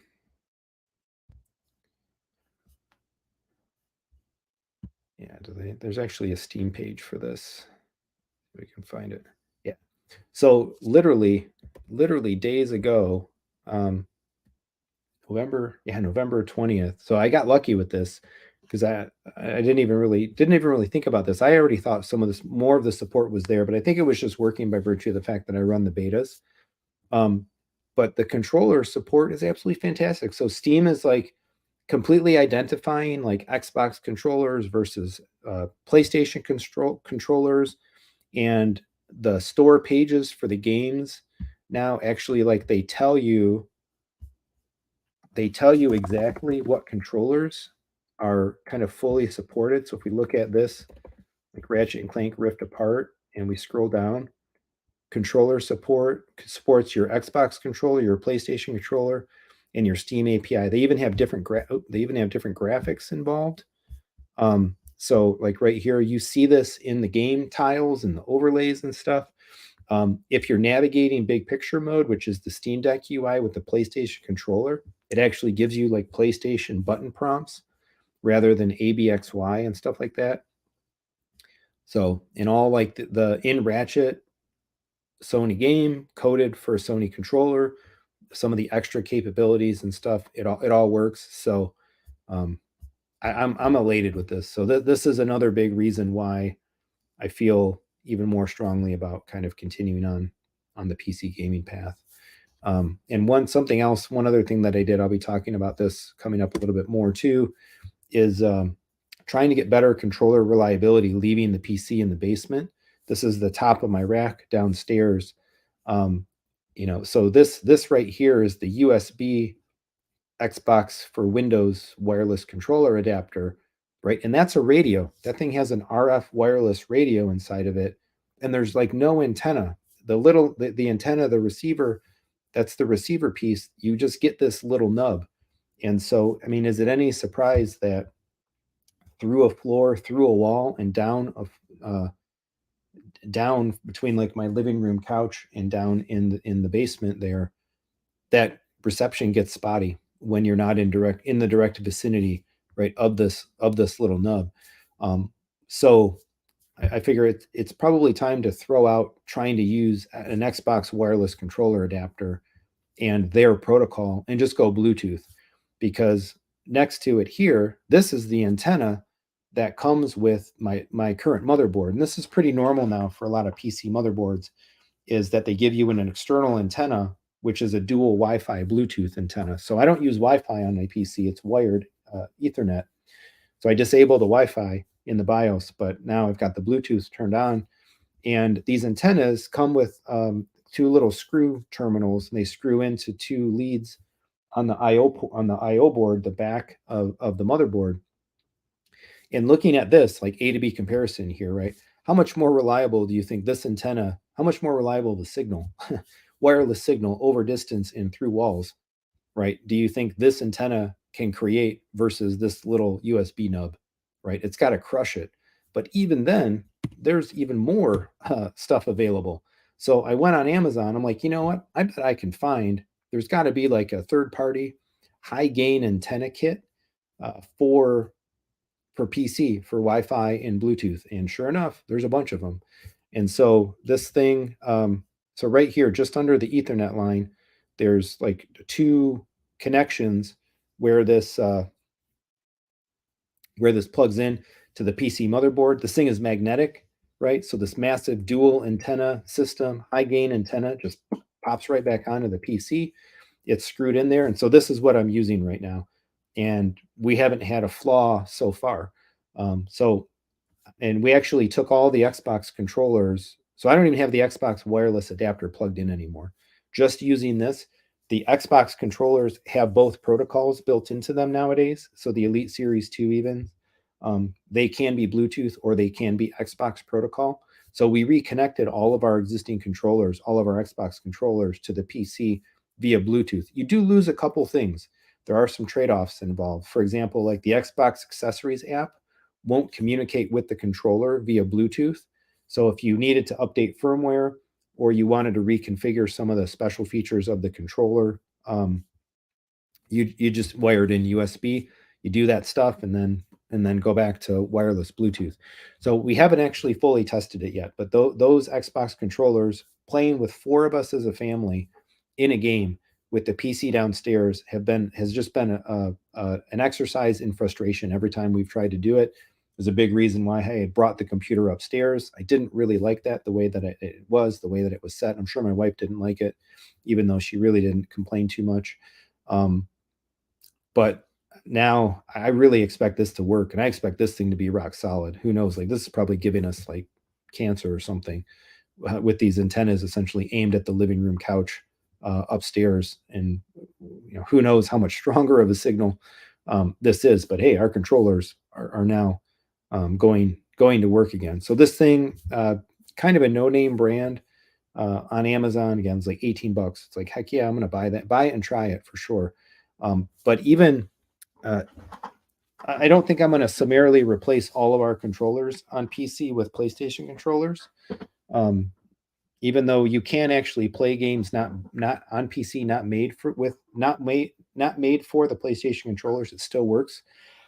I've proven that as well. Batman Arkham Knight doesn't specifically have DualSense controller support, but the controller absolutely works because of the new like driver native capability that they put into Steam. You get a couple limitations, so you still see like ABXY start prompts rather than triangle, circle, square, and X type of prompts. But I was using the PlayStation controller just fine to play Batman. It still absolutely worked. It rumbled, triggered, like everything worked like it was supposed to. So, but I think for family gaming, we'll probably still just use the Xbox controllers. We have them, we bought them, rather than replacing them to buy something else. My son still is indicating to me that he has a preference to the Xbox controller as well. Although I think he's taking more of a liking to the PlayStation controller because we're playing Ratchet with it, which makes sense. So no matter what, I'm keeping the DualSense. So I may return the other controllers with the PlayStation, but at a minimum, I'm keeping one DualSense, and then we will have the DualSense Edge specifically to play any games on PC that are Sony games, because they're going to use that controller for absolute certainty to its maximum capability. And then for me, I can decide if it's a non-Sony game, a non-Dual Edge, DualSense native game. Do I still just use the DualSense Edge because I think, honestly, again, that I still prefer it, or I can always grab my Elite and use an Xbox controller if I feel I want to. But I predict and I expect that as we go forward, man, Sony capability on PC quarter by quarter has only gotten better and better and better. The game releases, and now like the controller support, all of this stuff, like it's getting better and better and better. So expect, I would predict and expect that even non-Sony games with PC releases will increasingly come in 2024 and beyond, will increasingly come with more native DualSense controller support. So pretty cool. All in all, this is pretty cool. And this will still work with the PC case change and all of that. It'll just magnet onto the back of the new case, and that can stay upstairs, and everything will work. Oh, work pretty good. Oh, I get tired. All right. Any other thoughts here? Let's see. Hit some comments. Julius saying he bought mine months ago, talking about the DualSense Edge. Yeah, it's quickly become my favorite controller. MT Young Percussion. What's up? What's up? Welcome, Hamza. Another regular. Happy Thanksgiving. Thank you. Thank you.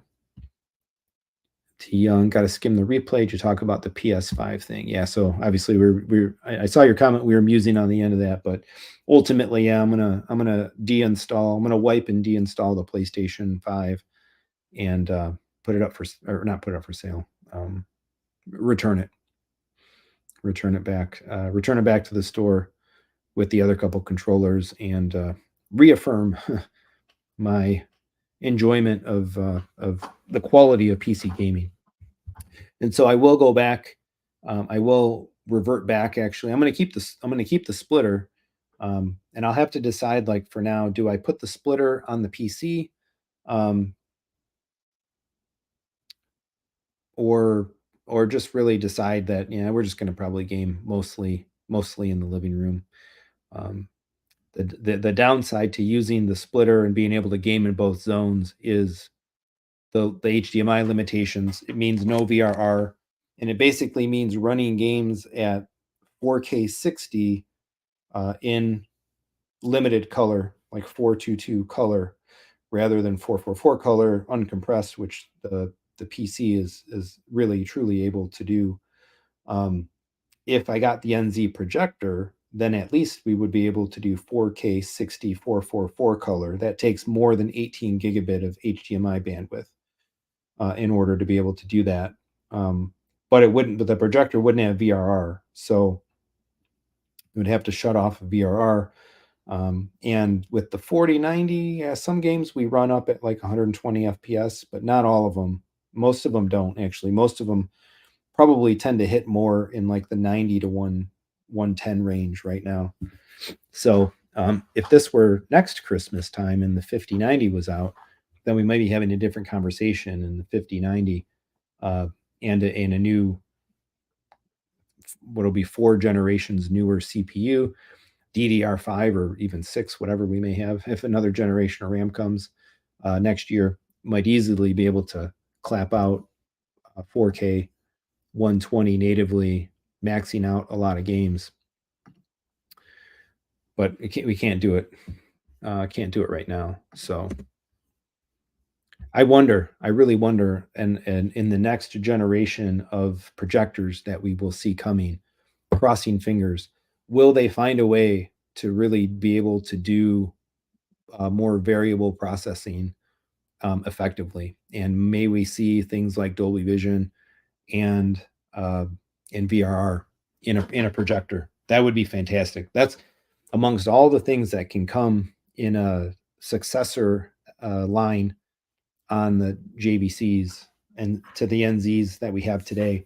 Not so much Dolby Vision. I could take or leave that specifically, but VRR, I would love to see VRR come to the next generation of projectors. And then yeah, then we're rocking it. HDMI 2.1 in both zones, VRR in both zones, and run that PC on a splitter and good to go.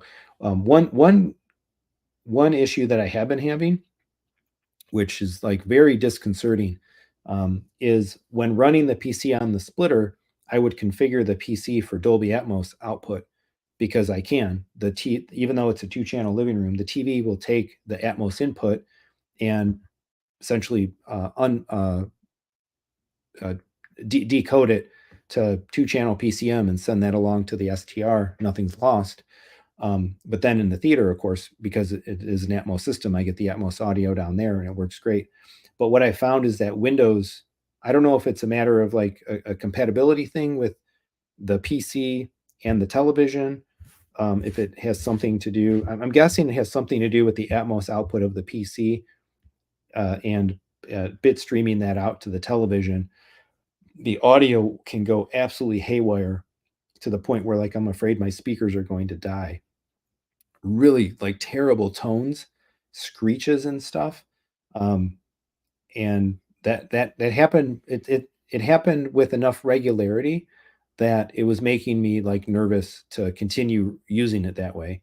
So I think one of the things that I may do if I do reinsert the splitter and make the theater gameable again, is I'm not going to put it in Dolby Atmos mode.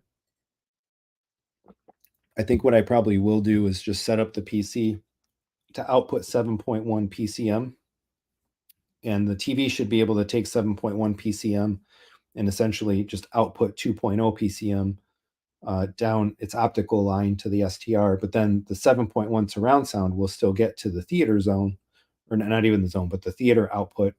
And then the AVM 90 can just do a Dolby surround up mixer, and at least we'll have bed layer true surround, and the Dolby surround will do the rest for the most part. That's probably what's happening. Having the PC natively output Dolby Atmos anyway, is that not a lot of games natively support or are rendering objects in Dolby Atmos audio regardless.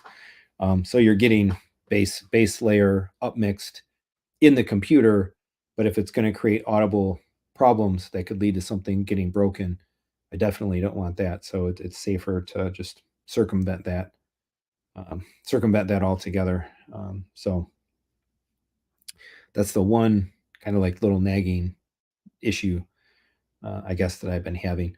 One of the other things that I've noticed is gets a little bit screwy with the PC is that when you wake up the PC and then you turn on the TV, you wake up the PC, like VRR will default back to HDMI VRR, not to true NVIDIA G-Sync, which is like it's kind of like it probably doesn't really matter, but hey, like LG supports real G-Sync, and we're buying these expensive NVIDIA cards. Like, why don't you want all the real lights lit up and the real capability lit up? So, but I've noticed the last few times I've checked it that maybe that bug seemed to have been fixed. And I don't know if that was an NVIDIA bug or if it was an LG bug, but I'm happy to see that on Wake Up, the television is reporting real G-Sync and not reverting to HDMI VRR. So be ready to log off here in just a minute, but yeah, so we'll see what happens next. Still got some time between now and the end of the year. If anybody out there is interested, I am entertaining the prospect of selling the NX7. I am entertaining the prospect of selling the Arundel subwoofers. Reach out to me if those are devices that you think would be of interest to you. Local pickup, particularly for the subs, would be amazing versus having to ship them. But I would be willing to do either, and we'll see what upgrades come. I will say as well that as cool as it is to game in the theater, man, just gaming on the OLED, gaming on the flat panel with real VRR and high frame rates and stuff like that, it's just so good. It is just so good that it almost circumvents the value of like wanting to go downstairs just for the bigger screen and for the surround sound. And the audio in that room is so good. It's Focal Anthem NAD, just like the theater is. The only difference is it's 2.2 instead of 7.4.4.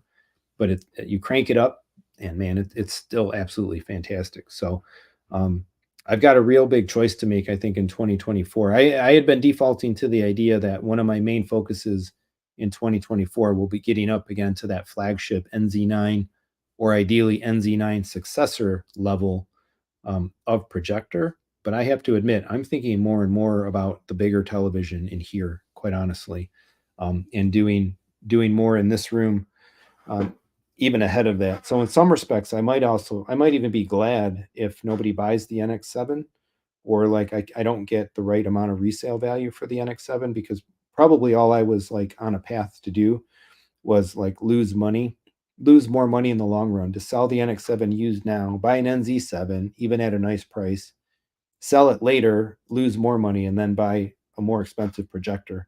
I'm probably better off sitting on the NX7 and just making one upgrade instead of a stopgap in between. But I'm looking at these large format TVs with a lot of interest right now. I could just barely possibly squeeze in a 97-inch LG into the opening that I have for the TV inset right now. But I could not fit a 98 Sony 90. I could not fit a 100-inch Hisense. I could not fit a 98-inch TCL. If I were going for a large format LED, I'd have to believe it would be the Sony. It would be the X90L, would be the one that I would be most interested in, but it wouldn't fit. It's just a hair too big to be able to push it back into the cubby. So I still have in my mind the idea of wanting to get somebody hired in here, handyman, tear this wall down and just stretch it out, ever so slightly reconfigure the framing a little bit, and then build it back up again so that I can both fit the ultra large format, the heavyweight size display, and also potentially work my way either towards a set of Focal Utopia in walls or the Perlison like S7. As it is right now, there's not enough vertical space. Right where my finger is the Focal IW LCR6, and there's a wood piece, cross member in the framing in there right here, that there's not enough vertical space above where the subwoofer is right now, right there, to fit in a Focal Utopia or a Perlison bigger in wall. So it has to be redone for that. And at the same time, I might as well just stretch it out and be able to just make sure that I have enough room. Yeah, I think I could squeeze in the 97-inch. It would like, I'd literally be pushing it in against the edges of the opening. We're talking like less than an eighth of an inch tolerance involved to make it fit. And that might look a little bit silly anyway. So it might be better to have at least a little bit of some space around the screen on all sides, if not for airflow potentially as well, because it does need to have some convection and let some air get in and exhaust the hot air up and out of that anyway. So, but the downside is like we start looking at these 98-inch televisions and the pickings are still kind of slim, right? You've got kind of the entry level, right? Hisense 100-inch at $3,000. You've got the mid level of which is essentially getting towards you go through the TCL to get to like the Samsung and the Sony level at like several $1,000s. But then after that, if you want to get it in OLED, um, you're talking MSRP, you're still talking like 30K, 25K. Um, the LG had a 97-inch G2. I think that was 25,000 MSRP, no longer available. And they didn't do a 97-inch G3. But it's the M3 is really what they have. And or a Z2, I guess. They didn't do a Z3, I believe, and that's 88 inches, not 97. So you're getting 8K, but 8K at 88 inches, yeah, I'd rather have 10 more inches, 9 more inches, and be 4K, honestly. But the M3, it's a $30,000 television. So I hope I'm crossing my fingers, and I want to talk to some more of like my YouTube TV friends, Brian and some other guys. I left some comments on one of Brian Whisper Status Tech Therapies videos. He just did the video on the X90L. Um, and so I like to talk to some of those guys, and we'll see what happens at CES in January. Because that more than likely, if I were to entertain any of these ideas, it would probably be with the 2024 models rather than the 2023s. And I think given how successful it appears like the 98-inch segment has been in 2023, it's going to be interesting to see if they lean in on it, if all these manufacturers lean in on it in 2024 and push the capabilities, push the models. We maybe see a couple other additional models at that size, and then let the price war begin. So bring the prices of that stuff down, particularly the OLEDs. Although from an MSRP perspective, a JVC NZ9 or NZ9 successor could very well be around the same price as a 97-inch OLED. And if I have the facility to do one of those two things in 2024, maybe in the long run, I'd be hopeful that I could do them both. But if I can only, I'd have to do them serialized, and maybe one's in 2024, one's in 2025. I don't know. We'll see how the channel continues to grow and where revenue and all that stuff goes. So if you want to see Techthusiasm doing all these kinds of things, please consider the affiliates this holiday season and beyond. Amazon, Audio Advice, and so on.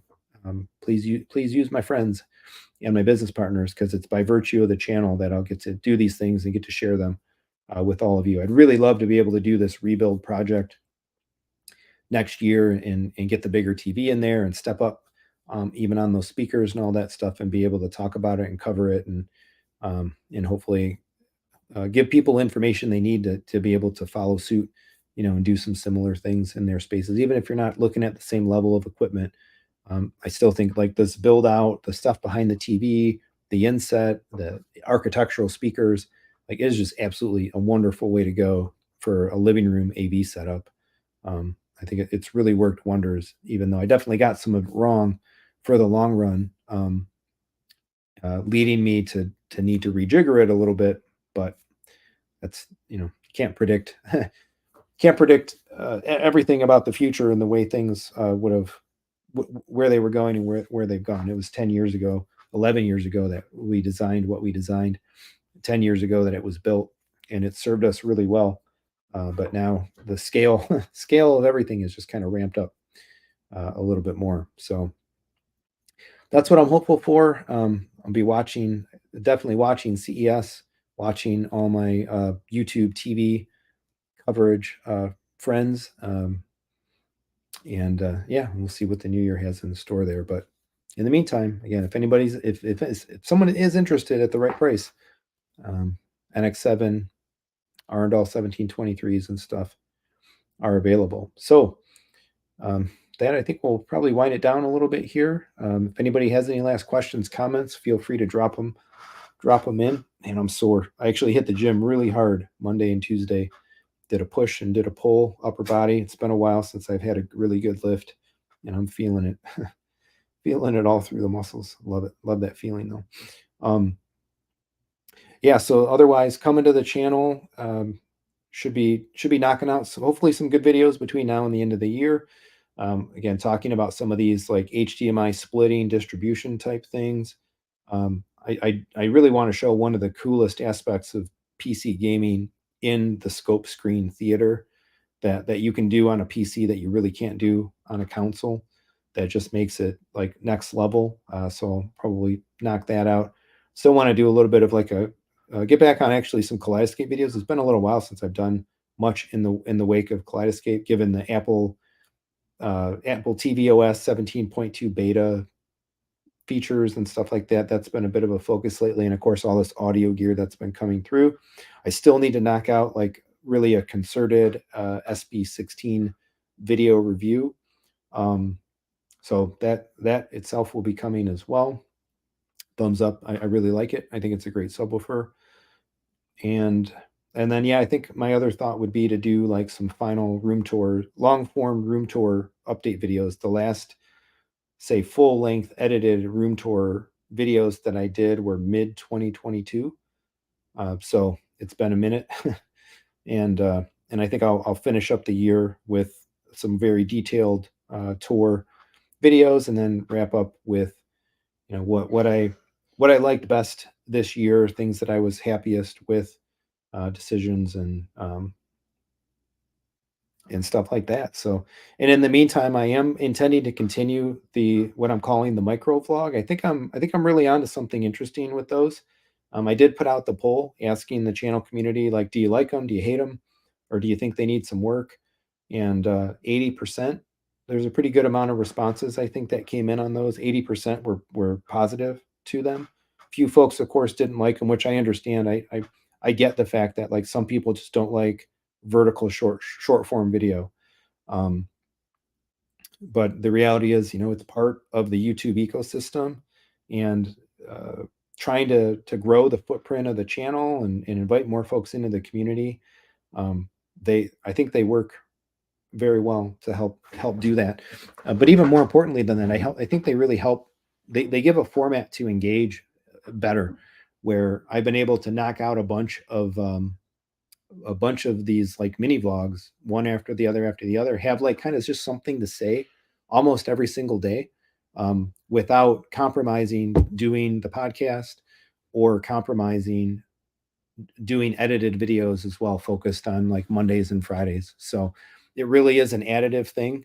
One of the points of feedback was like that some of the micro vlogs were like just showy rather than as kind of like maybe as useful or informative or educational as a lot of like the normal, I think, pedigree of the type of content that I like to make is.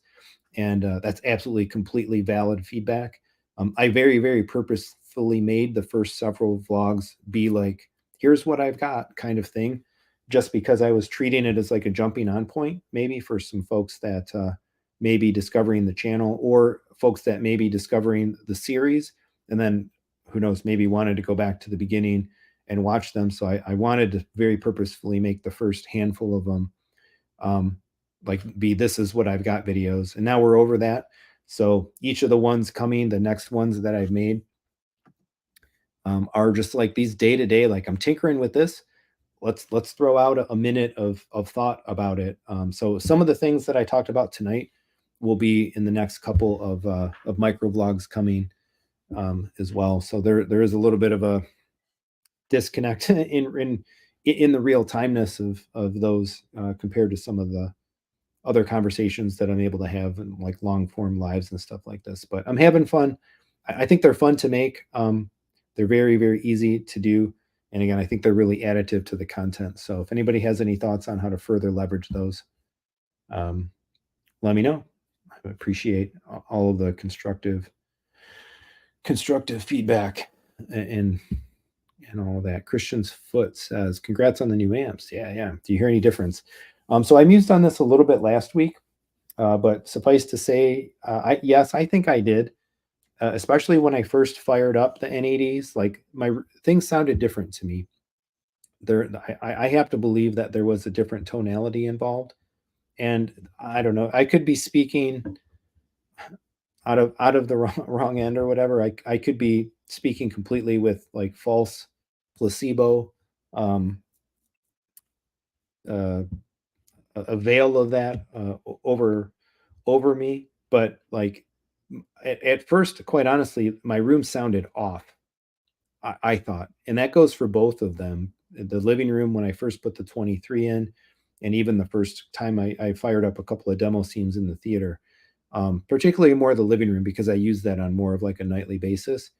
It felt off and different to me. It felt different. It almost felt a little sterile, but I've quickly adjusted, and uh, I very much respect the transparency, the cleanliness, and all that. And now in my spaces, this is just kind of what I've become quickly used to again. I think, but I can say that I very definitively like it. I think absolutely 100%, no reservations, no debate in my mind, that this is absolutely a net upgrade, a net positive change and upgrade. My speakers are dead silent, no noise floor, and again, everything is about accuracy, clarity, and detail. And Anthem plus Focal plus NAD is like is an amazing trifecta of brands. And I think um, those Masters amps absolutely spank the A52s. The A31 is a little bit different of an animal, and the A31 didn't have the noise floor and other things that the A52 pluses did, but it would be a lot more to put like A31 channels all through a room, and I don't know as well like what made the noise floor. Was it things that they did that Parasound did in the plus models, or was it just the A52s in particular? I can't say. So like would an A21 plus or other, if they continue to advance their models and they plusify everything, would there have been that kind of annoying noise floor in those as well? So I'm not sure, but I'm glad that I don't have to worry about it, that part of it. And again, I think these things absolutely sound fantastic. I've put the system through its paces a little bit more now, in the living room with gaming again because my son and we've been playing Ratchet, and there's been a couple times where it's been just me and him, my wife and my daughter, gone off doing something or another, and it's like, all right, boys are playing games, let's crank it. So ran the volume up pretty good. Ratchet, bombastic game, crazy guns, sci-fi sound effects, explosions, and all that stuff going off, and just absolutely fantastic sound. And then this past weekend, we still haven't. I don't think we haven't done a movie with the NADs in yet. It could have been tonight. We've had a hard time lately getting a family time evening together, and unfortunately, it's a downside of doing the YouTube stuff. I basically the sacrificed the family time tonight to be able to do the podcast. Although, granted, we actually had a pretty good amount of family time doing some cooking and making dinner and getting some Thanksgiving things made before we started the podcast. So I didn't just forsake the family tonight, but we probably wouldn't have gotten to a movie or anything like that anyway. But I digress. So we haven't been able to do a full movie. I haven't been able to do a full movie in the room since putting the M28s in. But on Saturday, a local couple reached out to me, said, "Hey, we may be interested in your NX7. Can we come check it out? Is it hooked up in a way that we can see it?" I'm like, "Yeah, come on over." So we actually had some fun. They hung out for probably about an hour and a half or so. They were here, and I gave them the grand tour. talked all about the room, the process that I went through to build it, because they were similarly looking to kind of do a DIY theater space project, and we're looking at used equipment and kind of like building up their system and working towards it into the new year. So I downloaded everything that I could say about like my theater, its evolution, why I did things the way I did them, the stuff that I messed up along the way. But long story short, for this question, we ran. I gave him a bunch of demos. So we fired up Ready Player One. We fired up the Baby Driver bank escape scene. Um, geez, what else? I think we did a handful anyway.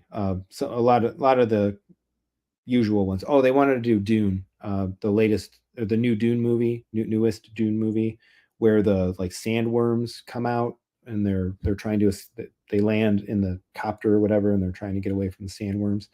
Um, Again, I thought the room absolutely sounded fantastic, and so this is the operative element of like I think why everybody's asking me, do you hear any difference or do you like the amps? Is is it sterile? Is it too cold? Is it too harsh? Is it too bright? And I don't think it is at all. It doesn't strike me that way. And I say that as somebody that doesn't like bright, harsh sound, like nails on a chalkboard, just absolutely just kills me, like shivers down my spine. I can't listen to certain things, and loud screechy noises and stuff like that are very uncomfortable to me.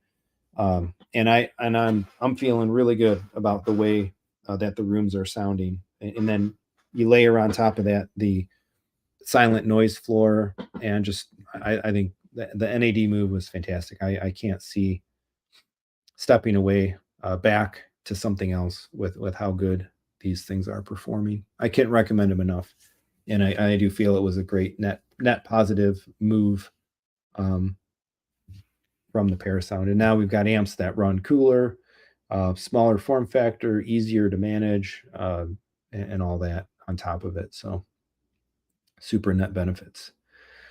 All right, we're at 2 hours, and I can feel my throat, my voice is fatiguing. So man, I really need to find some partners and get back to having some guests and doing a group show, because it's fun to talk and muse long form about like the stuff I'm thinking of, the things that I'm doing in the system. I think that's the kind of stuff that really like like a lot of the core audience of the channel really finds a lot of interest in.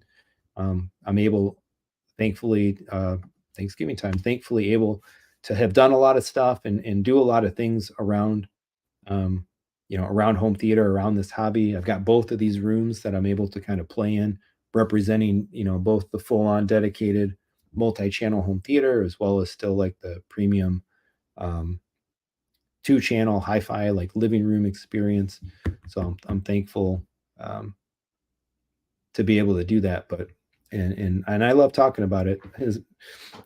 So in some ways, I like doing solo podcasts, and I hope people are finding value out of it in the thought process, and going through and experimenting, and like this works or that, this didn't work, and I did this and I want to change this, and changing this was not so great, or whatnot. So the one thing that I'll always never shy away from is like trying some things and not sticking with them or not liking them, and making changes. Case in point, again, that my now seventh PlayStation 5 or so will be exiting the Techthusiasm system here eminently. So a couple last notes. Oprah Winfrey going to my uncle's for Thanksgiving. He has a Bose system. Oh no.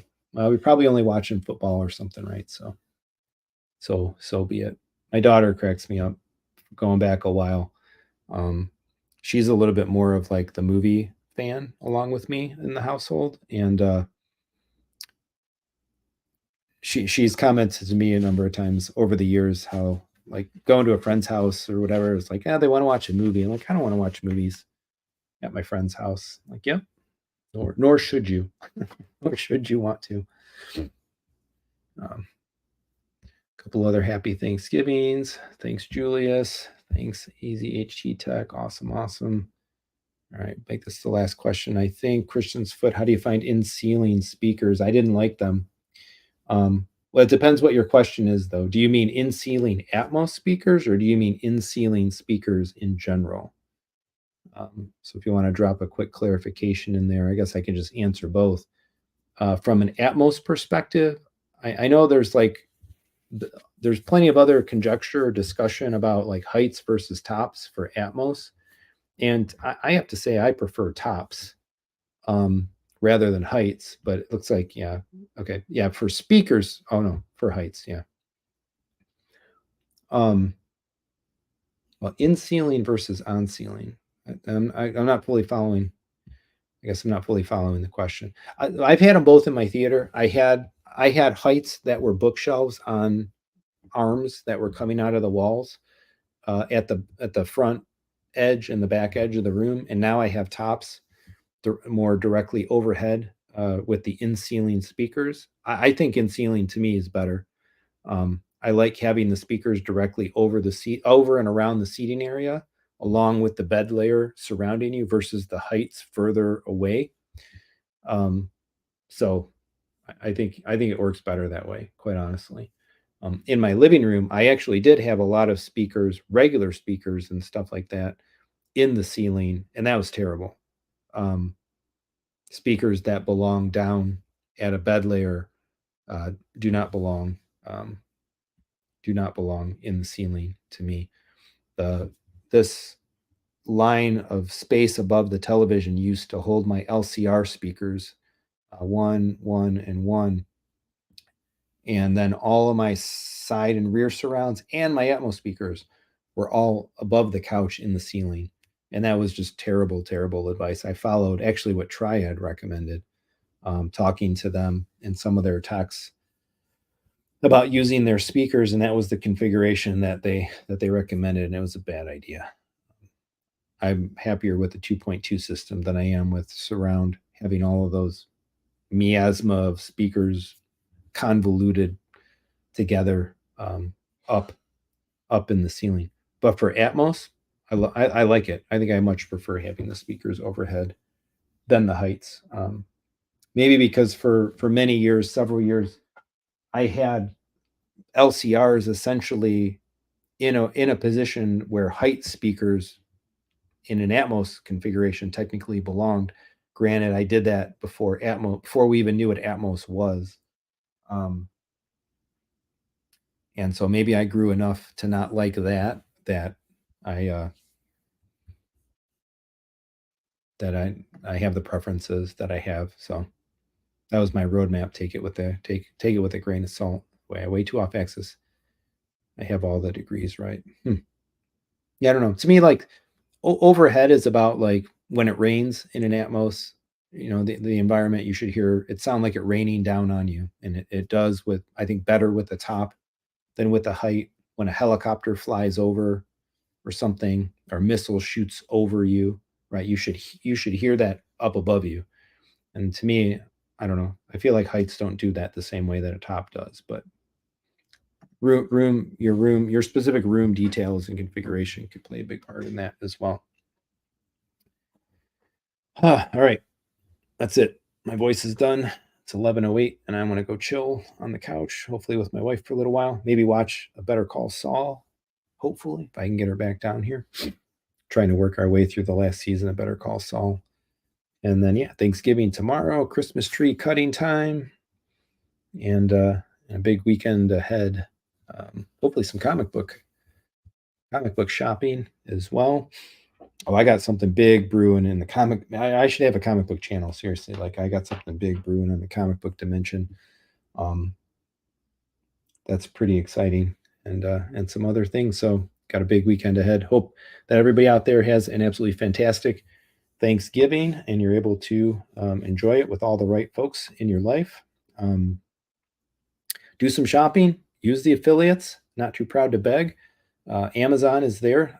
I'm sure all of you or your significant others will be shopping significantly on Amazon. So have your wives or whoever it may be click through one of the videos to Amazon before they order all your kids' Christmas gifts or all the gifts for the in-laws and the families and the parents and the cousins and whoever else it might be. And if you're buying that big ticket gear, big ticket home theater gear, in these coming weeks, reach out to me, techthusiasm_jp@outlook.com. I can put you in direct contact with folks to hook you up, hopefully get some Techthusiasm deals, and yeah, help me achieve some of these other aspirations at the same time. Audio Advice is a premier partner here of the channel. Ryan at Ascend AV is a good friend. I've got Dan DiCarlo in Southeast Michigan here at Audiovision, and others as well lined up to help you.